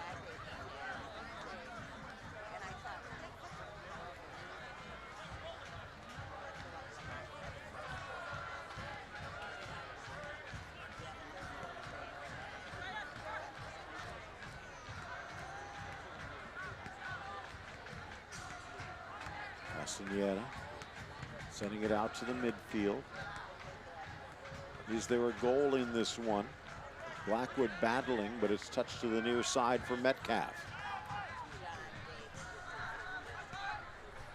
Bashti still looking for his first tally on the year. This is 6th game with Atlanta 2 through the season. Gifted away, chance for Cicerone. Can't get the shot. Good mark by Campbell to make up for the miscue. And Atlanta United 2 dodges a giant bullet. Once again, it's a self-inflicted bullet. The defense taking so many risks and so many tricks to play out of the back. And when they do get caught, it can be so easily punished. It hasn't happened yet. From distance, optimistic, but not accurate. I would say incredibly optimistic from that far out. Thomas Gomez is not going to be beaten from 30-plus yards. You wouldn't have thought. Stephen Glass is just considering what he can do and maybe just thinking he's going to have a word with his defenders after this game about taking risks and playing bad balls out from the back. First season for Glass with Atlanta United 2. Spent some time with Shamrock Rovers before as an assistant. No, says the referee. Anthony Pulis, not the only one. Driven inside, but Bashti's cross to no one. Okonkwo on an island, surrounded by green. Has been difficult for him up front, hasn't it? Play this possession game, which means they overload midfield. Poor old Patrick Nkonkwo has been on his own up front. He had one turn and shot on target, and that's about it. Splitting the line is Greg, trying to get the shot away, and another good tackle inside the box. Kavita coming across, or make that, Decas coming across. I think he was playing for contact. He might have actually had the opening to get the shot away. Just wonder if Carl Gregg couldn't be a little bit quicker there. This is a good tackle. He gets the ball, no question about that, Decas, for me anyway. But he was almost through there, Greg. I just wonder if he couldn't have pushed into the box, driven into the box with more pace and desire, and he had a couple of options to his right as well. In the end, hasn't scored, but what can they do from the corner kick that's coming now? Another Electro Savings corner kick. The short corner is there, but they will send it long. Edge of the 6, glancing header, knotted down, and then finally touched up and across the goal line by Kavita as he couldn't keep it in play. Kavita, once again, I've got to say, almost every set piece he has been involved, heading balls back, heading them on target, that one heading them out, but nonetheless, if you have to look for commitment, certainly won't look much past Fanuel Kavita. He's been committed on every set piece here tonight. Bello from the far side. Chipped across by Bashti, and again, nowhere near the mark. Fans become one of us. Season tickets for 2020 on sale now. Just ask everyone in attendance here tonight. Nothing like an evening at the soccer park. Reserve your seats now.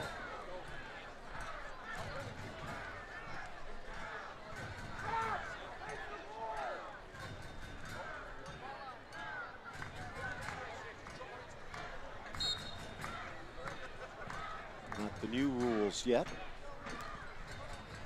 which will make life even more interesting. Nodded into the center circle. Been a quiet half for Hilton here, after he was very involved in the opening stanza. Fink wide for Boehner.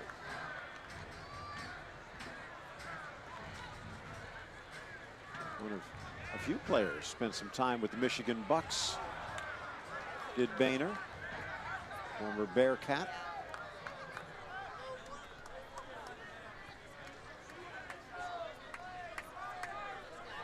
I just wonder now what's going through Anthony Pulis's mind. Does he tell his players to be more forthright in attack to try and get the 3 points, or does he stick with what's been their game plan all along, defend and counter, give nothing away at the back, and then try and get the winning goal? How adventurous is Anthony Pulis going to be here in these last 25 minutes? Again, might not have many better opportunities. You look down the stretch, and they do have 2 games at home, Louisville and Pittsburgh, and then at Loudoun, at North Carolina. Anything can happen on the road. When you're this close to 3 points, you got to try and seize them, you'd imagine. I think so, and I think you're sensing a bit more urgency coming from St. Louis as they attack Atlanta. They've got more control of the ball at this stage. So let's see what happens. Lifted across, met on the volley and buried back post. Camden Fayu launches it in, and Tyler Blackwood buries it home. At last the goal has come. What a good finish from Tyler Blackwood. A wonderful cross in, but the way he connects it, the way he finishes it, he's been threatening all evening, and eventually he gets the breakthrough. But credit there to Camden Fayu for a wonderful cross into the box. Goalkeeper started to come, changed his mind. Maybe that caused a moment's confusion in defense. Have a look, ball in. Keeper starts to come, stops. Defender's not quite sure. Tyler Blackwood pounces, and St. Louis get their goal. Another St. Louis FC goal delivered by Domino's. From Atlanta's perspective, make that 26 games without a clean sheet. And I guess in some ways, credit to St. Louis for not panicking, knowing the chance would eventually come.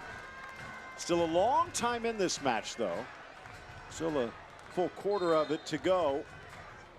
Camden Fayu with a nice assist, his 2nd of the season, 5th goal of the year for the London-born Blackwood. And all 5 of those goals coming in the last 7 matches. Wow, that is great, great form. But you don't want to be too critical over a young Atlanta 2 side, but in the second half, they've taken risks and chances. They've got away with murder. Something was going to give eventually. And 26 games out of clean sheet, there definitely needs to be some work done on their defensive side of their game. Having said that, giving them the positives, their play on the ball is wonderful. They're a tidy, tidy team. They just haven't done much up front either. So the 2 critical areas in defense and up front, they're not doing that well. On the ball, with touches, Phil, it's an excellent team. Well, they've lit the green smoke in the corners, so the party officially starting at the soccer park. And again, it is Tyler Blackwood who is leading the way. Of the last 10 goals St. Louis FC have scored, he has scored half of them. Wow, good signing. When did he arrive? About 2 or 3 months ago? former Southern Florida Bull, making the jump from Sacramento, and St. Louis making a jump. If this score holds, they'd be at 44 points, which would open up a 5-point gap on Birmingham and Charleston. Although Birmingham would still have a game in hand, but that would go a long way towards clinching a playoff berth. Certainly would. I think we'll see a much more relaxed Anthony Pulis if this result remains. Crucial 3 points, but there's still work to do, and the easiest way to make sure you win is to get a second goal, and then you can relax a little bit more. All the time it's 1-0. Leaves the door open for Atlanta 2 to get an equalizer and snatch 2 points away from that man there, Anthony Pulis. And again, it would all but mathematically eliminate Atlanta United 2, something that could happen should Birmingham get a point on Monday. Ball turned and blasted long by Umar. Might just hold, and it will. Comes Dakers, sweeps it inside. Gregg with the touch, and it just rolls wide. Inches away from goal number 2. Kyle Gregg so close. Great near post run. Tyler Blackwood went far post. Cross came in from Dakers, and they were just short of scoring their second. Kisudu checking in for Okonkwo. Atlanta, leading the game, number 35, Patrick Okonkwo. The substitution brought to you by Cigna. Take another look at this breakdown field as St. Louis coming close to a second. That's a lovely ball in from out wide here from Dakers, and Kyle Gregg makes that near post run. He just can't switch his feet in time. He's leading with his right, and then he has to use his left, and Tyler Blackwood can't get around the back. Opportunity lost, and at 1-0, still a very close and tight and tense game. Kisudu, a 20-year-old Ivorian, played with Charleston a couple of seasons ago before moving to Atlanta United 2. Now on fresh legs. It's been a quiet half for the Nigerian Okonkwo, who might have had Atlanta best chance in the first half, splitting the two center backs, but his shot went wide. Melo sneaking the shot to the 18, shot into the corner, and there's an equalizing goal. It only took a couple of minutes, and it's the man off the bench, Amir Bashti. His first goal with Atlanta United 2, and it ties the score late. That's a great strike from Bashti, right up in the top corner. He hits it so well. Look, the ball bobbling around in the box here a little bit. Edge of the box, St. Louis trying to hold it up. There, gets a bit of a deflection. He turns, volleys it. That is in the top corner. Gomez throws himself, but he can't get anywhere close to that. That's a fantastic strike. And we said, if St. Louis weren't careful, if they didn't get a second, they could still have to battle to win this match. And now it is going to be a battle with just under 20 minutes to go. We are set up for a grandstand finish. Well, they let him off the hook with that goal chance by Gregg. And just seconds afterwards, a debut goal for Bashti. And now Atlanta walking with their tail feathers up. Long ball launched, intercepted by Fink. Into the middle for Oscar Umar. Finding Cicerone. Sneaking it almost through. And you can see as though they've gone back to 3-back. It looks like Bello has slid in on that far flank as the 5th defender. Well, Atlanta United still has a chance to win this one. Amir Bashti, assisted by number 12, Trying to turn the corner. Bashti again. 72nd minute. And a little bump from behind, too much. Fanuel Cavita impeded Bashti. And now that might be a little too much. Bradley Camden-Feyu, not sure how much of a push there was, but this one might just start boiling over. Bashti doing a lot of finger pointing, and you don't want to do finger pointing against big centre backs because they're likely to come and kick you next time around. Well, if they get a red card, it might be worth it. Yeah, well, that's what he's doing, but that finger pointing always upsets people, and Kavita grabs his hand as if to say, hey, go and put your finger somewhere else. And a little bit of, and it's actually a shove. They didn't know, I don't know, it was a home player who shoved him over there, Bashti. Let's see who gets booked for this, but you're right, emotion is beginning to stir. I think it was actually one of the players on the bench who was the one who pushed. It was catcher Calvert's going to check in. Tyler Gregg. Tyler Gregg checking out. Caleb Calvert checking in. And entering the game, number 18, Caleb Calvert. That was Master Kasher who got booked from the bench. A yellow card caution has been issued to St. Louis FC's number 99, Master Kasher, in the 74th minute.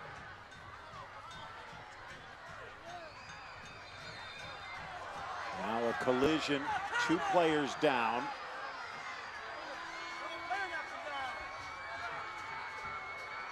Certainly has suddenly got physical and meaningful, and there's a lot at stake here for both sides.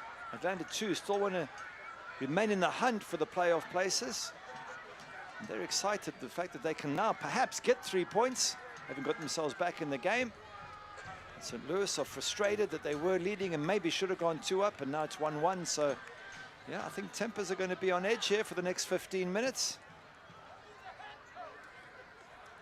Eligio Araguin, debut season as a referee in USL Championship, and right now trying to keep the pot on this one. Caleb Calvert, the substitute for Gregg, 22 years of age, California native, former Chivas USA and Colorado Rapids player. Loaned out to Charlotte the last 4 seasons in his first year with St. Louis. A lot of bodies falling all over the place, especially in the Atlanta 2 side. Don't be surprised if players try and get other players into trouble here. Once the blood starts to boil, then all bets are off and little nastinesses creep into the game. It's all part of professional soccer. And right now, with so much at stake, it won't take much to light the fire here. So buckle in for the last 14 minutes or so. And again, a huge point. At least, more appropriately said, 2 huge points dropped by St. Louis. Now down to 42 and still in striking distance. 4 games remain. But this, at least on paper, might be their easiest chance to grab 3 points. Although Loudoun United down towards the bottom of the table as well.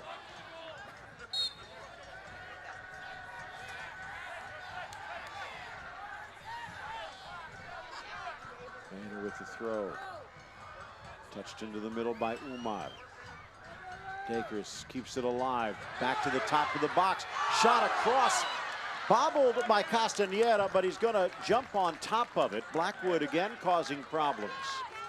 Good strike from Blackwood, a good position anyway. The strike wasn't too bad, could have been better. Could have been more power behind it, possibly. But he does well to get in the box. Lovely ball slipped in there. Efforts on target, and it gets and forces a good save from Castanera. Bello drives it in. Umar with the block, but doesn't clear it. This time he does. Lifted towards that upper corner, but never drops in time.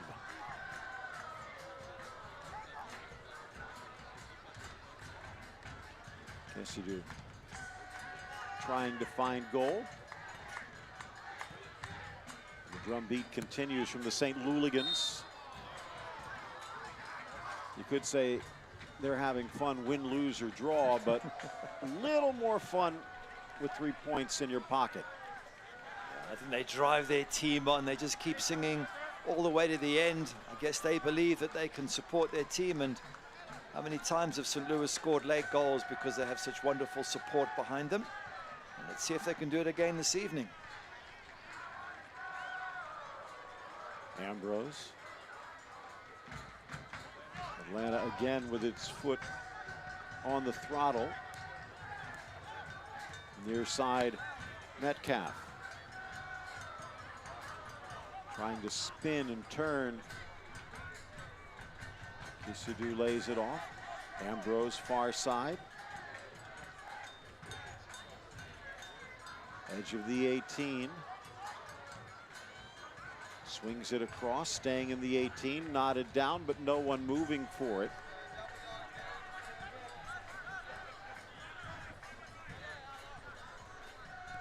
"26 shots combined, 5 on target. 2 have gone in here in the second half. Boehner inside his own area.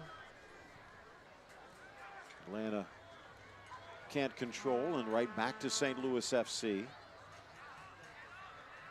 Just giving those stats there, Phil. At least it's been a better second half in terms of target. 0 shots on target from either side in the first half. The second one, it's come to life with better striking, goals for both sides, increased physicality, increased desperation. We've got so much more from both teams in this second half.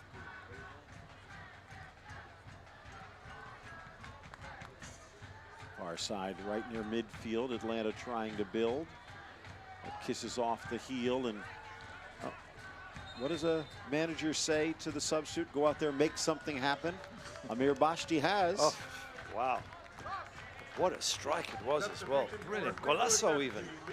Well, this is interesting.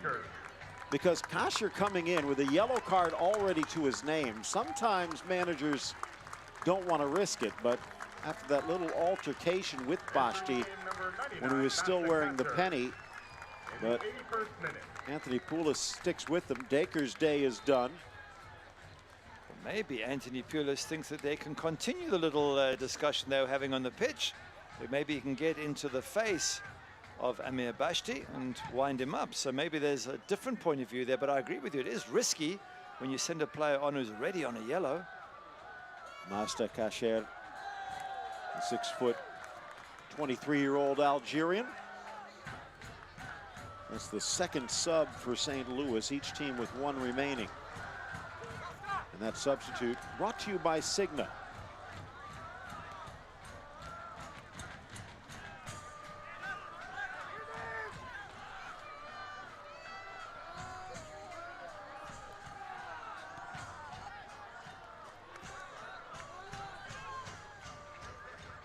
Good game for Wesley Decas, the Honduran. Just gets away from Kissidou.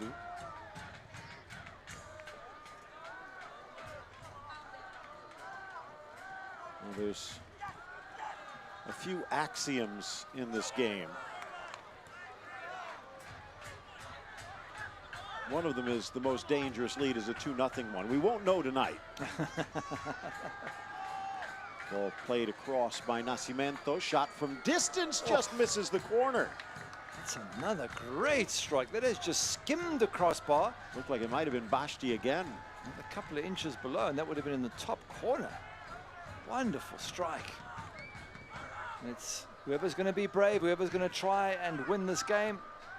That's what you need to be doing, shooting, creating opportunities, getting dangerous crosses in the box.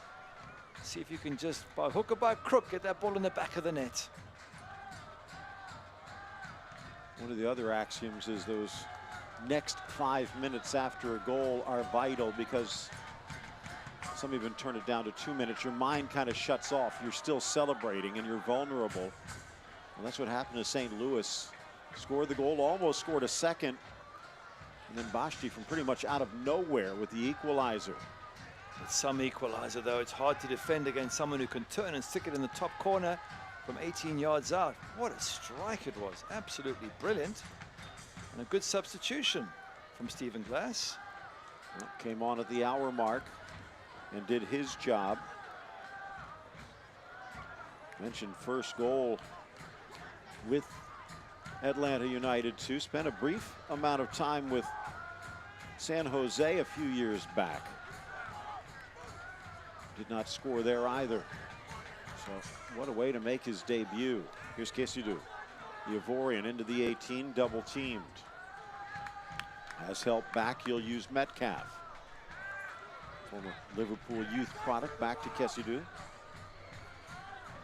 Tries to get into the area, but ran out of ideas. Gets a bit of a gift on the throw-in. Crucial now, we're coming up to those last 5 minutes. You would think any goal scored by either side now would probably be enough to get the 3 points. So concentration, commitment, all absolutely critical right now. Chance for Metcalf. Looking for someone at that near post. Unfortunately for him, it was Tomas Gomez. It's too close to the keeper. Any ball with that amount of height on literally a yard off the line, the keeper will come and take it all day long. Needed to get that a little bit further back, maybe somewhere 10 yards out. And the keeper is probably not going to come for that. And it gives your strikers a chance to get on the end of the cross. Kessidou again tracking the ball down to this near post. St. Louis hosting Louisville City a week from today, and then a midweek showdown at Loudoun United. A couple of weekends from now it'll be Pittsburgh, and they'll close things out October 19th at North Carolina. And you know, Anthony Poulos would like to have that postseason berth in his pocket before that final game of the year. You don't want to have to win on the road. Oh yeah, no, and at one point tonight, we leave everything up in the air as far as St. Louis are concerned. Can they do it in the last few minutes or not? North Carolina, one of those teams fighting out. Ball in, slapped off the bar. What a strike. Now we know why he put Kasher in. Yeah. Unbelievable strike from him. What, it's all of 28, 29 yards out. It's a decent save from Castanera. Have a look at this. Up, and that is just dropping under the crossbar. Well done, the keeper. Algerian-born Canadian making an impact.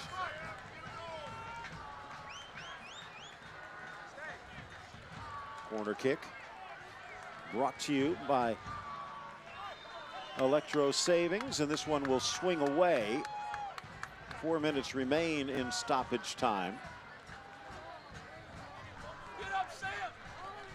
Well, not quite sure where those players will break. Atlanta trying to keep them covered. The referee saying he has an eye on them all. Fly's eye vision needed to be a ref nowadays. Lewis Hilton hangs it. Glancing header, Kavita on the doorstep. But a foul inside as down goes Gomez. Or make that Castaneda on the contact. It'll be a free kick for Atlanta. And guess who got the effort in with the head? It was once again Kavita. He has been amazing tonight, getting on the end of all sorts of things on the cross. Just checking on Castaneda. I think he's okay. This is just pushing into the keeper. You see, you're leaning back. I think that's obstruction. You don't stand there, you're leaning back into him. But anyway, well done to Bradley Camden Fair for causing problems. He gets a shove in his back and we don't get to see the header, but as a goalkeeper, you can't shove in the back. You've got to be careful. Now kicking the ball away and a card is coming. I don't think the captain, Metcalf, cares.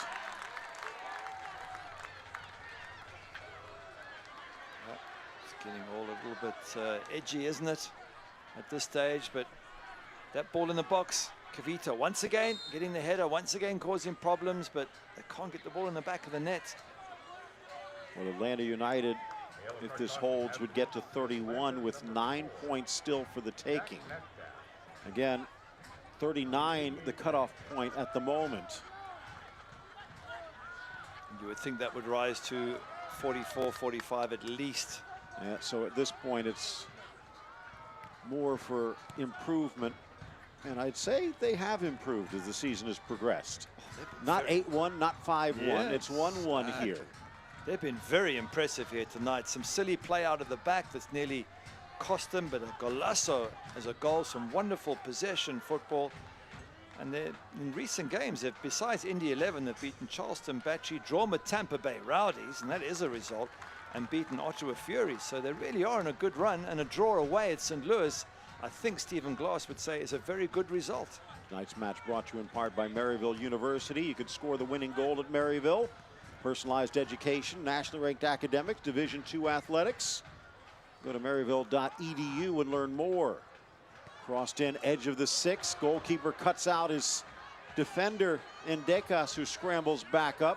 Settling it is Kasher into the area. Left-footed blast by the former Montreal Impact youth product.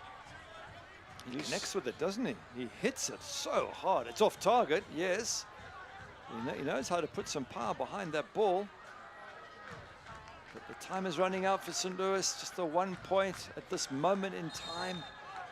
It's going to be disappointing for Anthony Pulis and his squad, who've been in such good form, excluding Memphis, of course. Been in such great form the last month or so.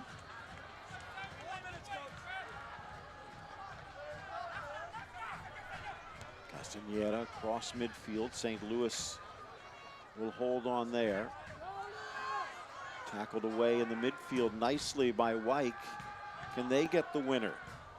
They close at Pittsburgh next weekend, midweek at home against Bethlehem Steel, and then on the 19th they will be in Nashville, Atlanta United. Will it mean anything? Oh, that was way over the crossbar, just saying. But yes, it will always mean something, or 4 minutes of stoppage time. And the stoppage time presented by Paycor. If you need more time in your business, just contact Paycor to handle payroll and human resource needs. Just saying there for Atlanta too, every game is important, even if they're out of the playoffs, because it's about development, it's about catching the eye of decision makers who can further your career. For St. Louis, it's all about making the playoffs. Overlap is on for Metcalf. Drives it inside. Sam Fink able to clear. But it spins away for the corner kick for Atlanta. Brought to you by Electro Savings. So 3 minutes of added time, and again Atlanta in no hurry. They'll take that road win, or that road point. Yeah, not many teams have come to St. Louis and gone home with anything. So again, if they do get this draw, you've got to say Atlanta too are playing some really good football at the moment. A lot for them all to be proud of. With the cross, headed up and over. Thomas Gomez a little fortunate. It might be Ambrose who was soaring up. George Campbell, he certainly got the goal last week that helped them onto victory against Indy 11.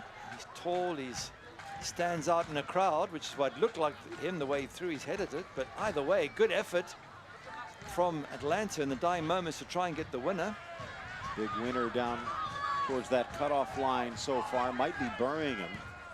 Charleston got a point in New York against the Red Bulls, which damages their bid for the Eastern Crown, but also cost them 2 points. They're on the wrong side of the line, and now St. Louis looks like they'll be dropping 2 points at home.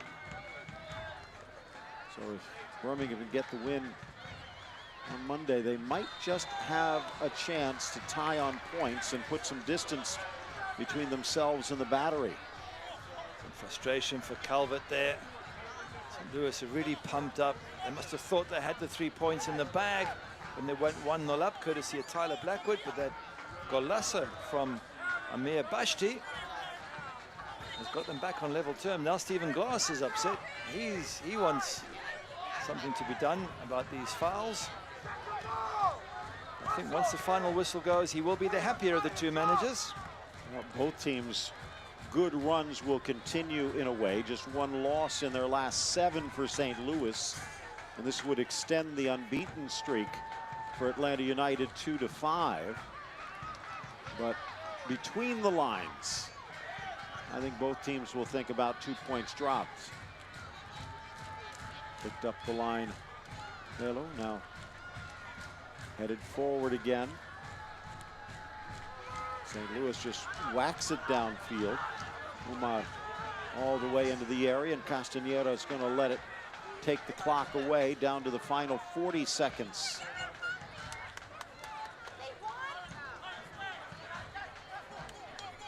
Acres of space down this right-hand side for Jack Metcalf. He decides to come back, so Yeah, it's all coming to an honors even end. But I think St. Louis will feel they should have wrapped it up at 1-0, got a second, and put this thing to bed. Instead, they've been stung by a very talented Atlanta 2 side. And the battle's going to go on for the Luligans right up until the end of the season, I would guess, to make sure they get that playoff spot.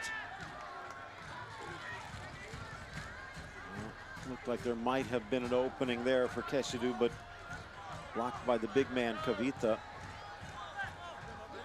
who could have been even more of a hero tonight. A couple of chances in the air.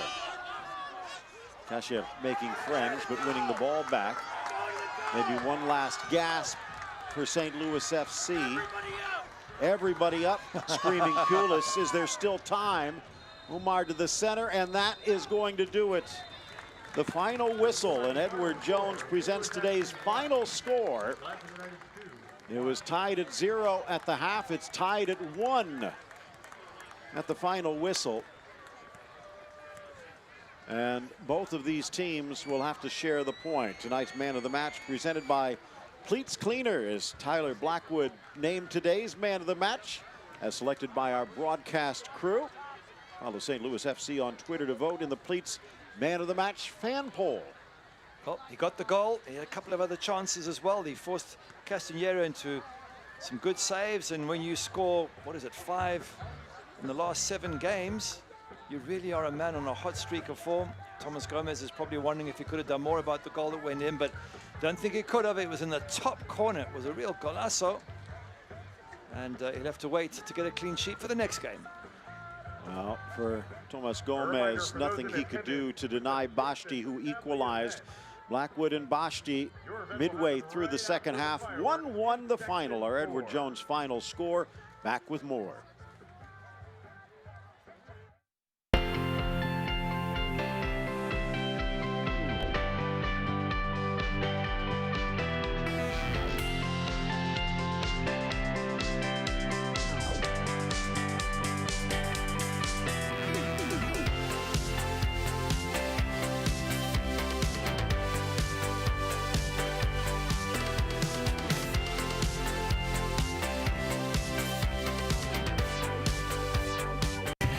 The excitement that is sweeping the nation has arrived in St. Louis.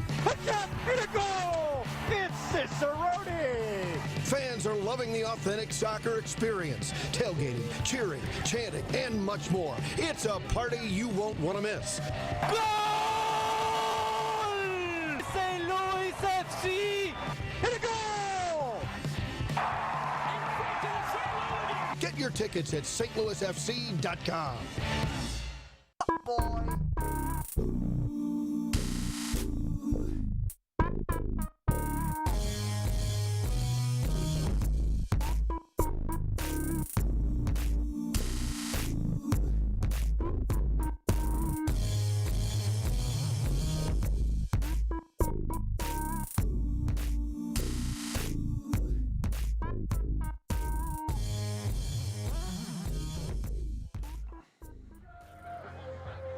Edward Jones presenting today's final score, 1-1. And the St. Louligans, well, a good night out on the town. And thanks to Tyler Blackwood, reason to cheer. Let's take a look at the highlights. Hard fought in the first half, and the payoff coming in the second. Yeah, first half was frustrating. No shots on target. This one should have been. Kavita will want that every single time to take a gain. Lovely ball in from Lewis Hilton, and from 3-4 yards out he hits it on off his shin and just misses here. Then the big man up front, Okonkwo, turns, strikes, just pulls that wide. Not too many chances for the visitors. Atlanta 2 in the first half. They promised and they threatened a bit. Luis Fernandez here from a very tight angle. Gomez just sees that over the crossbar, so not too much going on in the first half. And then second half things start to come to life a little bit. That one hooked wide. And maybe if that was on target, that would have gone in. Lovely ball through. Cicerone, back of his heel, tries the chip shot. Phil, that was not far away. A beautiful little bit of skill. And over Castanheira, but over the bar as well. And the pressure was building. Camden Feo in. Keeper comes, decides not to. And then Tyler Blackwood, he gets a foot on it. And Blackwood sticks it in the back of the net. And eventually that breakthrough for St. Louis. It's a good ball in, it bends away from the keeper, tempts him, but bends away from him. And St. Louis have the lead, and you felt at that stage that they were on top and they could go on and dominate this match. Yep, all the dancing was there and the high fives and the congratulations, but they didn't take into account Amir Bashti turns and sticks it in the top corner. That is a golazo. That Thomas Gomez had absolutely no chance of saving. And with that, Atlanta 2 were back on level terms, and we were all set up for a really exciting end to the game. But what a strike this was from Master Cashier, forcing a save from Castagnera in the end. It was all honors even. Well, the playoff push continues, but as you can see, those extra 2 points would have made things a little bit more comfortable. Birmingham, they'll be playing on Monday as action winding down in round 30, taking on Swope Park in Kansas City. And Charleston, again, even though it was 2 points dropped for them, an impressive performance against New York Red Bulls 2.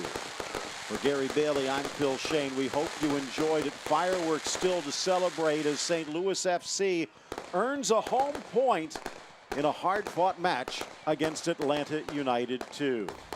The final score from the soccer park, it is St. Louis 1, Atlanta United 2-1. Thanks for joining us. Hope you enjoyed it.